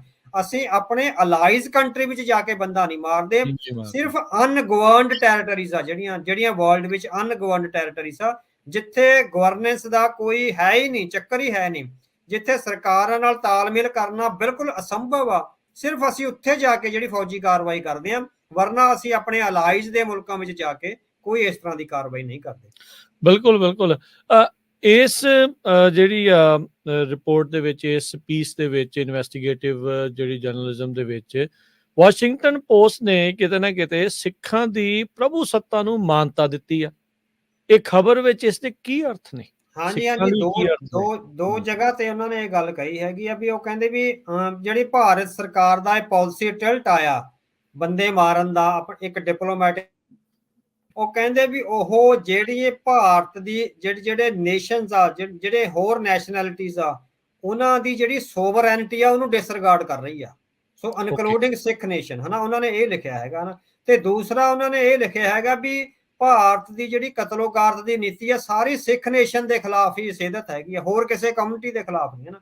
ਸੋ ਦੋ ਜਗ੍ਹਾ ਉਹਨਾਂ ਨੇ ਇਹ ਗੱਲ ਕਹੀ ਹੈਗੀ ਆ ਵੀ ਸਰਵਾਈਲੈਂਸ, ਇੰਟੀਮੀਡੇਸ਼ਨ ਜਾਂ ਉਹਨਾਂ ਦੇ ਮਾਮਲਿਆਂ ਵਿੱਚ ਦਖਲਅੰਦਾਜ਼ੀ ਜਾਂ ਕਤਲੋਗਾਰ ਤੇ ਸਾਰਾ ਸਿੱਖ ਨੇਸ਼ਨ ਦੇ ਖਿਲਾਫ ਹੋ ਰਿਹਾ। ਉਹਨਾਂ ਨੇ ਦੋ ਵਾਰੀ ਸ਼ਬਦ ਆ ਜਿਹੜਾ ਨੇਸ਼ਨ ਵਰਤਿਆ। ਸੋ ਇਹ ਇਸ ਰਿਪੋਰਟ ਦਾ ਇੱਕ ਪੋਜ਼ਿਟਿਵ ਪਹਿਲੂ ਆ ਵੀ ਵੈਸਟਰਨ ਈਡੀਅਮ ਵਿੱਚ ਸਿੱਖਾਂ ਨੂੰ ਹੁਣ ਇੱਕ ਕਮਿਊਨਿਟੀ ਜਾਂ ਭਾਈਚਾਰਾ ਨਹੀਂ ਸਮਝਿਆ ਜਾਂਦਾ, ਇੱਕ ਪੂਰੀ ਕੌਮ, ਨੇਸ਼ਨ ਦੇ ਤੌਰ ਤੇ ਸਮਝਿਆ ਜਾਂਦਾ। ਸੋ ਇਹਦੇ ਬਹੁਤ ਵੱਡੇ ਅਰਥ ਨੇ। ਇਹ ਸਿੱਖ ਲੀਡਰਸ਼ਿਪ ਲਈ ਬਹੁਤ ਪੋਜ਼ਿਟਿਵ ਆਸਪੈਕਟ ਆ। ਜਿਹੜੀ ਸਿੱਖ ਲੀਡਰਸ਼ਿਪ ਵੈਸਟ ਵਿੱਚ ਐਕਟਿਵ ਹੈਗੀ ਆ, ਜਿਹੜੀ ਇਮਾਨਦਾਰ ਸਿੱਖ ਲੀਡਰਸ਼ਿਪ ਆ, ਉਹਨੂੰ ਇਹਦਾ ਫਾਇਦਾ ਉਠਾਉਣਾ ਚਾਹੀਦਾ। ਜਿਹੜੀ ਸਿੱਖ ਨੈਸ਼ਨੈਲਿਟੀ ਦਾ ਆਸਪੈਕਟ ਹੈਗਾ ਉਹਨੂੰ ਪੋਲੀਟੀਕਲੀ ਆਪਾਂ ਮਟੀਰੀਅਲਾਈਜ਼ ਕਰ ਸਕਦੇ ਹੈਗੇ ਆ। UNO ਵਿੱਚ ਜਾ ਕੇ ਸਿੱਖਾਂ ਨੂੰ ਐਜ਼ ਏ ਨੈਸ਼ਨਲ ਗਰੁੱਪ ਆ ਜਿਹੜਾ ਰਜਿਸਟਰ ਕਰਵਾਇਆ ਜਾਣਾ ਚਾਹੀਦਾ। ਸੋ ਇਹਦੇ ਲਈ ਐਫਰਟਸ ਕਾਫੀ ਕਰਨੇ ਪੈਣਗੇ, ਕਿਉਂਕਿ ਇਹ ਤੋਂ ਪਹਿਲਾਂ ਇੱਕ ਜਾਂ ਦੋ ਵਾਰ ਯਤਨ ਹੋਇਆ, ਪਰ ਉਹਦੇ ਚੋਂ ਇੰਡੀਅਨ ਡਿਪਲੋਮੈਟਸ ਇਹ ਕਹਿ ਦਿੰਦੇ ਵੀ ਦੇ ਆਰ ਟੈਰਰਿਸਟਸ, ਹਨਾ। ਹੁਣ ਜਦੋਂ ਉਹ ਟੈਰਰਿਜ਼ਮ ਦਾ ਲੇਬਲ ਤੁਹਾਡੇ ਤੋਂ ਲਿਆ ਹੈ, ਤੁਸੀਂ ਇੱਕ ਨੇਸ਼ਨ ਦੇ ਤੌਰ ਤੇ ਸਥਾਪਿਤ ਹੋ ਰਹੇ ਹੋ ਇੰਟਰਨੈਸ਼ਨਲ ਪੋਲੀਟੀਕਲ ਈਡੀਅਮ ਵਿੱਚ, ਤਾਂ ਤੁਹਾਨੂੰ ਜਾ ਕੇ PLO ਵਾਂਗ, ਜਿਸ ਤਰ੍ਹਾਂ ਫਲਸਤੀਨ ਲਿਬਰੇਸ਼ਨ ਆਰਗੇਨਾਈਜੇਸ਼ਨ, ਉਹਨਾਂ ਦਾ ਮੁਲਕ ਰੈਕਗਨਾਈਜ਼ ਨਹੀਂ, ਪਰ PLO UNO ਵਿੱਚ ਰੈਕਗਨਾਈਜ਼ ਹੈਗੀ ਆ, ਹਨਾ। ਹਾਂਜੀ ਜੀ ਜੀ। ਸੋ ਅਸੀਂ ਨਾ ਗੁਰਚਰਨ ਸਿੰਘ ਟੌੜਾ ਜਿਹੜੇ ਪ੍ਰਧਾਨ ਹੁੰਦੇ ਸੀ ਸ਼੍ਰੋਮਣੀ ਕਮੇਟੀ ਦੇ, ਉਹਨਾਂ ਦੀ ਮੌਤ ਤੋਂ ਪਹਿਲਾਂ ਕੁਝ ਗਰੁੱਪਸ ਨੇ, ਪੱਤਰਕਾਰਾਂ ਦੇ ਗਰੁੱਪ ਨੇ, ਉਹਨਾਂ ਦੀ ਮੁਲਾਕਾਤ ਕਰੀ ਸੀ ਲੰਬੀ। ਉਹਦੇ ਵਿੱਚੋਂ ਉਹਨਾਂ ਨੂੰ ਇਹ ਸਵਾਲ ਆਇਆ ਸੀਗਾ ਵੀ ਇੱਕ ਸ਼੍ਰੋਮਣੀ ਗੁਰਦੁਆਰਾ ਪ੍ਰਬੰਧਕ ਕਮੇਟੀ ਨੇ ਸਿੱਖਾਂ ਨੂੰ ਵੱਖਰੀ ਕੌਮ ਦਾ ਮਤਾ ਪਾਇਆ ਸੀ ਬਹੁਤ ਸਾਲ ਪਹਿਲਾਂ, 1978, 79 ਜਾਂ 80 ਦੇ ਕਰੀਬ, ਹਨਾ ਜੀ। ਪੱਤਰਕਾਰਾਂ ਵੱਲੋਂ ਸਵਾਲ ਆਇਆ ਸੀਗਾ ਵੀ ਤੁਸੀਂ ਉਹ ਮਤਾ ਕਾਹਤੋਂ ਪਾਇਆ ਸੀ ਸ਼੍ਰੋਮਣੀ ਕਮੇਟੀ ਵੱਲੋਂ? ਤਾਂ ਜਥੇਦਾਰ ਟੌੜਾ ਨੇ ਕਿਹਾ ਸੀਗਾ ਵੀ ਮੈਨੂੰ ਕਿਸੇ ਨੇ ਦੱਸਿਆ ਸੀ ਵੀ ਜੇ ਤੁਸੀਂ SGPC ਚੋਂ ਮਤਾ ਪਾ ਦਿਓ ਤਾਂ ਸਿੱਖਾਂ ਨੂੰ ਫਲਸਤੀਨ ਲਿਬਰੇਸ਼ਨ ਆਰਗੇਨਾਈਜੇਸ਼ਨ ਵਾਂਗ UNO ਵਿੱਚ ਰਿਪਰੈਜ਼ੈਂਟੇਸ਼ਨ ਮਿਲ ਸਕਦੀ ਹੈ, ਹਨਾ। ਸੋ ਉਹਨਾਂ ਦਾ ਇੱਕ ਬਹੁਤ ਸੁਚੇਤ ਯਤਨ ਸੀ। ਸੋ ਇਸ ਸੰਦਰਭ ਵਿੱਚ ਵੈਸੇ ਤਾਂ ਆ ਜਿਹੜੀ ਮੈਂ ਅਗਲੀ ਗੱਲ ਕਰਨ ਲੱਗਿਆ, ਇਹ ਬਹੁਤ ਵੱਡੇ ਚੈਲੰਜਸ ਦੀ ਆ, ਉਹ ਸਿੱਖਾਂ ਦੇ ਜਿੱਦਾਂ ਉਹਦੇ ਵਿੱਚ ਨਹੀਂ ਆ ਰਹੀ ਵੀ ਸਿੱਖ ਹਾਲੇ ਇੰਨੇ ਕੈਪੇਬਲ ਨਹੀਂ ਹੈਗੇ। ਪ੍ਰੋਫੈਸਰ ਵਾਕਰ ਕੋਨਰ ਆ ਜਿਹੜੇ ਨੈਸ਼ਨਲਿਜ਼ਮ ਦੇ ਪ੍ਰੋਫੈਸਰ ਆ, ਉਹਨਾਂ ਨੇ 1970-75 ਵਿੱਚ ਕੁਝ ਰਾਈਟਿੰਗਸ ਤੇ ਲੈਕਚਰ ਕਰੇ ਸੀ। ਉਹਨਾਂ ਲੈਕਚਰਾਂ ਵਿੱਚ ਉਹਨਾਂ ਨੇ ਕਿਹਾ ਵੀ ਜਿਹੜਾ UNO ਆ, ਯੂਨਾਈਟਿਡ ਨੇਸ਼ਨ ਆ, ਉਹ ਪੂਰੇ ਦੁਨੀਆ ਦੀਆਂ ਨੈਸ਼ਨੈਲਿਟੀਜ਼ ਨੂੰ ਰਿਪਰੈਜ਼ੈਂਟ ਨਹੀਂ ਕਰਦਾ, ਉਹ ਦੇਸ਼ਾਂ ਨੂੰ ਰਿਪਰੈਜ਼ੈਂਟ ਕਰਦਾ। ਉਹਦਾ ਨਾਂ ਬਦਲ ਦੇਣਾ ਚਾਹੀਦਾ, ਉਹ ਯੂਨਾਈਟਿਡ ਸਟੇਟ ਹੋਣਾ ਚਾਹੀਦਾ, ਨਾਟ ਯੂਨਾਈਟਿਡ ਨੇਸ਼ਨ। ਓਕੇ, ਠੀਕ ਹੈ। ਉਹ ਕਹਿੰਦਾ ਵੀ ਨੇਸ਼ਨ ਤਾਂ ਬਹੁਤ ਨੇ, ਲਗਭਗ 5000 ਨੇਸ਼ਨ ਨੇ, ਕੰਟਰੀਆਂ 200 ਹੀ ਨੇ। ਨੇਸ਼ਨ ਕੰਟਰੀਆਂ ਨੂੰ ਰਿਪਰੈਜ਼ੈਂਟ ਕਰਦਾ ਹੈ। ਜਿਹੜੀਆਂ ਉਹਨੀਆਂ ਕੰਟਰੀਆਂ ਵਿੱਚ ਕਿੰਨੇ ਸਾਰੇ ਨੇਸ਼ਨ ਰਹਿੰਦੇ ਆ, ਉਹਨਾਂ ਦੀ ਤਾਂ ਕੋਈ ਆਵਾਜ਼ ਹੀ ਨਹੀਂ ਸੁਣਦਾ ਵੀ ਉਹਨਾਂ ਨਾਲ ਕੀ ਬਣ ਰਿਹਾ, ਉਹਨਾਂ ਤੇ ਕਿੰਨਾ ਤਸ਼ੱਦਦ ਹੋ ਰਿਹਾ, ਕਿੰਨਾ ਜ਼ੁਲਮ ਹੋ ਰਿਹਾ, ਉਹਨਾਂ ਦੀਆਂ ਸਰਕਾਰਾਂ। ਸੋ ਇੱਕ ਸਰਕਾਰ ਰਿਪਰੈਜ਼ੈਂਟ ਕਰਕੇ ਉਹ ਸਾਰੇ ਤਸ਼ੱਦਦ ਨੂੰ ਜਸਟੀਫਾਈ ਕਰੀ ਜਾਂਦੀ ਆ। ਇਸੇ ਤਰ੍ਹਾਂ ਉਹਨਾਂ ਨੇ ਕਿਹਾ ਸੀਗਾ ਵੀ ਇੰਟਰਨੈਸ਼ਨਲ, ਜਿਹੜਾ ਆਪਾਂ ਸ਼ਬਦ ਵਰਤਦੇ ਆ ਇੰਟਰਨੈਸ਼ਨਲ, ਵੀ ਕੌਮਾਂਤਰੀ ਜਿਹਨੂੰ ਕਹਿੰਦੇ ਆ, ਉਹ ਕਹਿੰਦੇ ਉਹ ਵੀ ਇੰਟਰਨੈਸ਼ਨਲ ਨਹੀਂ ਹੈ, ਉਹ ਵੀ ਇੰਟਰ ਸਟੇਟ ਆ। ਇੱਕ ਮੁਲਕ ਆ ਜਿਹੜੇ ਵੱਖ-ਵੱਖ ਮੁਲਕ ਨੇ, ਉਹ ਦੂਜੇ ਨਾਲ ਜਦੋਂ ਇੰਟਰੈਕਟ ਕਰਦੇ ਆ ਤਾਂ ਉਹ ਇੰਟਰਨੈਸ਼ਨਲ ਨਹੀਂ ਬਣ ਜਾਂਦਾ, ਕਿਉਂਕਿ ਨੈਸ਼ਨੈਲਿਟੀਜ਼ ਉਹਨੇ ਫੇਰ ਕਿਹਾ ਵੀ 5000 ਨੈਸ਼ਨੈਲਿਟੀਜ਼ ਆ। ਉਹਨਾਂ ਸਾਰਿਆਂ ਦੀ ਜਿਹੜੀ ਰਿਪਰੈਜ਼ੈਂਟੇਸ਼ਨ ਆ ਉਹ ਇੰਟਰਨੈਸ਼ਨਲ ਹੋਣੀ ਚਾਹੀਦੀ ਆ। ਇਹ ਜਿਹੜਾ ਇੰਟਰਨੈਸ਼ਨਲ ਵਰਡ ਆ ਇਹਨੂੰ ਇੰਟਰ ਸਟੇਟ ਕਰਨਾ ਚਾਹੀਦਾ। ਜਿਹੜਾ UNO ਆ, ਯੂਨਾਈਟਿਡ ਨੇਸ਼ਨਸ ਆ, ਇਹਨੂੰ ਯੂਨਾਈਟਿਡ ਸਟੇਟਸ ਕਰਨਾ ਚਾਹੀਦਾ, ਹਨਾ। ਸੋ ਉਹਨਾਂ ਨੇ ਚੈਲੰਜ ਕਰਿਆ ਸੀ ਇਹ। ਚਲੋ ਹੋਰ ਜਦੋਂ ਡਿਪਲੋਮੇਸੀ ਐਂਡ ਡੈਮੋਕ੍ਰੇਸੀ ਹੋਰ ਵਾਸਟ ਹੋਊਗੀ ਇਸ ਦੁਨੀਆ ਦੀ, ਉਸ ਵੇਲੇ ਇਹ ਚੈਲੰਜਸ ਸਾਹਮਣੇ ਆਉਣੇ ਆ। ਜਦੋਂ UNO ਦੀ ਰੀਆਰਗੇਨਾਈਜੇਸ਼ਨ ਹੋਣੀ ਆ, ਉਦੋਂ ਇਹਦਾ ਨਾਂ ਵੀ ਚੇਂਜ ਹੋਣਾ। It is not representing all the nations of the world, ਇਹ ਕੁਝ ਕੰਟਰੀਜ਼ ਨੂੰ ਰਿਪਰੈਜ਼ੈਂਟ ਕਰਦਾ ਹੈ। ਸੋ ਸਿੱਖਾਂ ਲਈ ਇਹ ਇੱਕ ਮੌਕਾ ਹੈ ਵੀ ਫਲਸਤੀਨ ਲਿਬਰੇਸ਼ਨ ਆਰਗੇਨਾਈਜੇਸ਼ਨ ਵਾਂਗ ਜਦੋਂ ਹੁਣ ਉਹ ਨੇਸ਼ਨ ਦੇ ਤੌਰ ਤੇ ਰੈਕਗਨਾਈਜ਼ ਹੋਣ ਲੱਗੇ ਆ, ਤਾਂ PLO ਵਾਂਗ ਆਪਣੀ ਆਵਾਜ਼ ਉਠਾਉਣ ਲਈ ਉਹਨਾਂ ਨੂੰ UNO ਵਿੱਚ ਰਜਿਸਟਰ ਹੋਣ ਦਾ ਯਤਨ ਕਰਨਾ ਚਾਹੀਦਾ ਹੈ। ਇੱਥੇ ਅਵਤਾਰ ਸਿੰਘ ਜੀ ਮੈਂ ਪੁੱਛਣਾ ਚਾਹੁੰਦਾ, ਹੁਣ ਨੈਸ਼ਨੈਲਿਟੀ ਜਾਂ ਨੇਸ਼ਨ ਦੀ ਜਦੋਂ ਆਪਾਂ ਗੱਲ ਕਰ ਰਹੇ ਹਾਂ, ਸਟੇਟਸ ਦੀ ਇਹ ਗੱਲ ਕਰ ਰਹੇ ਹਾਂ, ਇੱਕ ਆਮ ਇਨਸਾਨ ਨੂੰ, ਇੱਕ ਆਮ ਲੋਕ ਨੂੰ, ਇੱਕ ਜਿੱਦਾਂ ਹੁਣ ਸਿੱਖ ਕੌਮ ਆ, ਸਿੱਖ ਨੇਸ਼ਨ ਆ, ਇਹ ਇਸ ਚੀਜ਼ ਨੂੰ ਸਮਝੇ ਕਿੱਦਾਂ, ਪਤਾ ਕਿੱਦਾਂ ਲੱਗੇ? ਕਿਉਂਕਿ ਉੱਥੇ ਜਿਹੜਾ ਵੀ ਬੈਠਾ ਆ ਉਹ ਵੀ ਆਪਣੇ ਆਪ ਨੂੰ, ਹਰ ਇੱਕ ਜਣਾ, ਕਿਸੇ ਵੀ ਉਹ ਜਿੱਦਾਂ ਸਿੱਖ ਨੇਸ਼ਨ ਦਾ ਜਾਂ ਕਿਸੇ ਹੋਰ ਮਾਈਨੋਰਿਟੀ ਕਮਿਊਨਿਟੀ ਦਾ ਜਾਂ ਕਿਸੇ ਵੀ ਕਮਿਊਨਿਟੀ ਦਾ ਆ, ਉਹ ਸਾਰੇ ਜਣੇ ਇੱਕ ਰਲਗੱਡ ਕਰਕੇ ਇੱਕ ਇੰਡੀਆ ਵਾਲਾ ਕੰਮ ਜਿਹੜਾ ਹੋਈ ਜਾਂਦਾ ਆ, ਉਹ ਬੰਦੇ ਦਾ ਨਤਾਰਾ ਕਿੱਦਾਂ ਹੋਊਗਾ? ਉਹਨੂੰ ਪਤਾ ਕਿੱਦਾਂ ਲੱਗੂਗਾ ਵੀ ਮੈਂ ਅਸਲ 'ਚ ਕਿਹੜੇ ਨੇਸ਼ਨ ਦਾ ਹੈ? ਹਾਂਜੀ ਹਾਂਜੀ, ਬਿਲਕੁਲ, ਇਹ ਤੁਹਾਡਾ ਬਹੁਤ ਅਹਿਮ ਸਵਾਲ ਹੈ। ਇਹ ਪੂਰੀ ਗਲੋਬਲ ਮੁਲਕਾਂ ਦੇ ਜਿਹੜੇ ਵੱਡੇ ਨੇਤਾ ਉਹਨਾਂ ਨੇ ਕੜਮੱਸ ਪਾਇਆ ਹੋਇਆ, ਉਹ ਸਿਟੀਜ਼ਨਸ਼ਿਪ ਤੇ ਨੈਸ਼ਨੈਲਿਟੀ ਨੂੰ ਮਿਸ ਗਾਈਡ ਕਰ ਰਹੇ ਹੈਗੇ ਆ। ਜਿਹੜਾ ਤੁਹਾਡਾ ਪਾਸਪੋਰਟ ਆ ਉਹ ਤੁਹਾਡੀ ਸਿਟੀਜ਼ਨਸ਼ਿਪ ਆ, it is not your nationality. ਜਦੋਂ ਤੁਸੀਂ ਦੇਖੋ ਵੀ ਵਿਦੇਸ਼ਾਂ ਵਿੱਚ ਆਉਂਦੇ ਆ ਨਾ, ਆਪਾਂ ਇੰਡੀਅਨ ਪਾਸਪੋਰਟ ਛੱਡ ਕੇ ਤੇ ਇੱਥੋਂ ਦੇ ਮੁਲਕਾਂ ਵਿੱਚ ਆਪਾਂ ਸਿਟੀਜ਼ਨ ਹੁੰਦੇ ਆ, ਤਾਂ ਸਾਨੂੰ ਕਹਿੰਦੇ ਵੀ ਤੇਰੀ ਨੈਸ਼ਨੈਲਿਟੀ ਚੇਂਜ ਹੋ ਗਈ। ਨੈਸ਼ਨੈਲਿਟੀ ਕਦੇ ਵੀ ਚੇਂਜ ਨਹੀਂ ਹੁੰਦੀ ਬੰਦੇ ਦੀ। ਜਿਹੜੀ ਨੈਸ਼ਨੈਲਿਟੀ ਵਿੱਚ ਬੰਦਾ ਜਨਮਿਆ ਉਹੀ ਨੈਸ਼ਨੈਲਿਟੀ ਰਹਿੰਦੀ ਹੈ, ਸਿਰਫ ਸਿਟੀਜ਼ਨਸ਼ਿਪ ਚੇਂਜ ਹੁੰਦੀ ਹੈ। ਪਾਸਪੋਰਟ ਚੇਂਜ ਹੋਣ ਨਾਲ there are two different things, citizenship and nationality, they are two different entities, ਹਨਾ? ਠੀਕ ਹੈ, ਉਹ ਡਿਫਰੈਂਟ ਨੈਸ਼ਨੈਲਿਟੀ, ਨੇਸ਼ਨ ਉਹ ਹੁੰਦਾ ਜਿਹੜਾ ਆਬਾਦੀ ਦਾ ਉਹ ਸਮੂਹ, ਉਹ ਪੋਪੂਲੇਸ਼ਨ ਦਾ ਉਹ ਗਰੁੱਪ ਜਿਹਦੀਆਂ ਸਾਂਝੀਆਂ ਇਤਿਹਾਸਕ ਯਾਦਾਂ ਨੇ, ਜਿਹਦਾ ਸਾਂਝਾ ਸੱਭਿਆਚਾਰ ਆ, ਸਾਂਝੀ ਭਾਸ਼ਾ, ਸਾਂਝਾ ਧਰਮ ਗ੍ਰੰਥ ਹੈ, ਔਰ ਇੱਕੋ ਸਾਂਝੇ ਗੁਰੂ ਪਿਤਾ ਦੀ ਔਲਾਦ ਹੋਣ ਦਾ ਮਾਣ ਹੈ ਜਿਨ੍ਹਾਂ ਨੂੰ, ਉਹ ਨੇਸ਼ਨ ਬਣਦਾ। ਉਹਦੇ ਲਈ ਸਿੱਖ ਆ ਜਿਹੜੇ ਇੱਕ ਨੇਸ਼ਨ ਦੇ ਤੌਰ ਤੇ ਜਸਟੀਫਾਈ ਹੁੰਦੇ ਆ। ਸੋ ਅਸੀਂ ਆਪਣੇ ਆਪ ਨੂੰ ਗੁਰੂ ਗੋਬਿੰਦ ਸਿੰਘ ਜੀ ਦੇ ਬੱਚੇ ਸਮਝਦੇ ਹਾਂ। ਸਾਡਾ ਜਿਹੜਾ ਜਨਮ ਸਥਾਨ ਹੈ ਉਹ ਅਨੰਦਪੁਰ ਸਾਹਿਬ ਹੈ। ਸਾਡਾ ਆਪਣਾ ਇੱਕ ਨਵੇਕਲਾ ਤੇ ਨਿਆਰਾ ਧਰਮ ਗ੍ਰੰਥ ਹੈ, ਜਿਹੜਾ ਭਾਰਤ ਦੀ ਸਮੁੱਚੀ ਰਿਲੀਜੀਅਸ ਟ੍ਰੈਡੀਸ਼ਨ ਨਾਲੋਂ ਵੱਖਰਾ ਤੇ ਨਿਆਰਾ ਹੈ। ਸਾਡਾ ਆਪਣਾ ਇੱਕ ਲੈਂਗੁਏਜ ਹੈਗੀ ਆ, ਔਰ ਉਸ ਲੈਂਗੁਏਜ ਵਿੱਚ ਸਾਡਾ ਆਪਣਾ ਸਾਹਿਤ ਹੈ, ਜਿਹੜਾ ਲਿਟਰੇਚਰ ਆ ਉਹ ਸਾਡਾ ਗੁਰੂ ਗ੍ਰੰਥ ਸਾਹਿਬ ਦੇ ਰੂਪ ਵਿੱਚ ਸਾਡਾ ਇੱਕ ਸਾਹਿਤ ਆ, ਔਰ ਉਸ ਸਾਹਿਤ ਨੇ ਇੱਕ ਵੇ ਆਫ ਲਾਈਫ ਕ੍ਰੀਏਟ ਕੀਤਾ। ਲਾਈਫ ਆ ਜਿਹੜਾ ਭਾਰਤ ਦੀ ਬਾਕੀ ਜਿਹੜੀ ਪੋਪੂਲੇਸ਼ਨ ਆ ਉਹਦੇ ਵੇ ਆਫ ਲਾਈਫ ਨਾਲੋਂ ਬਿਲਕੁਲ ਡਿਫਰੈਂਟ ਹੈਗਾ।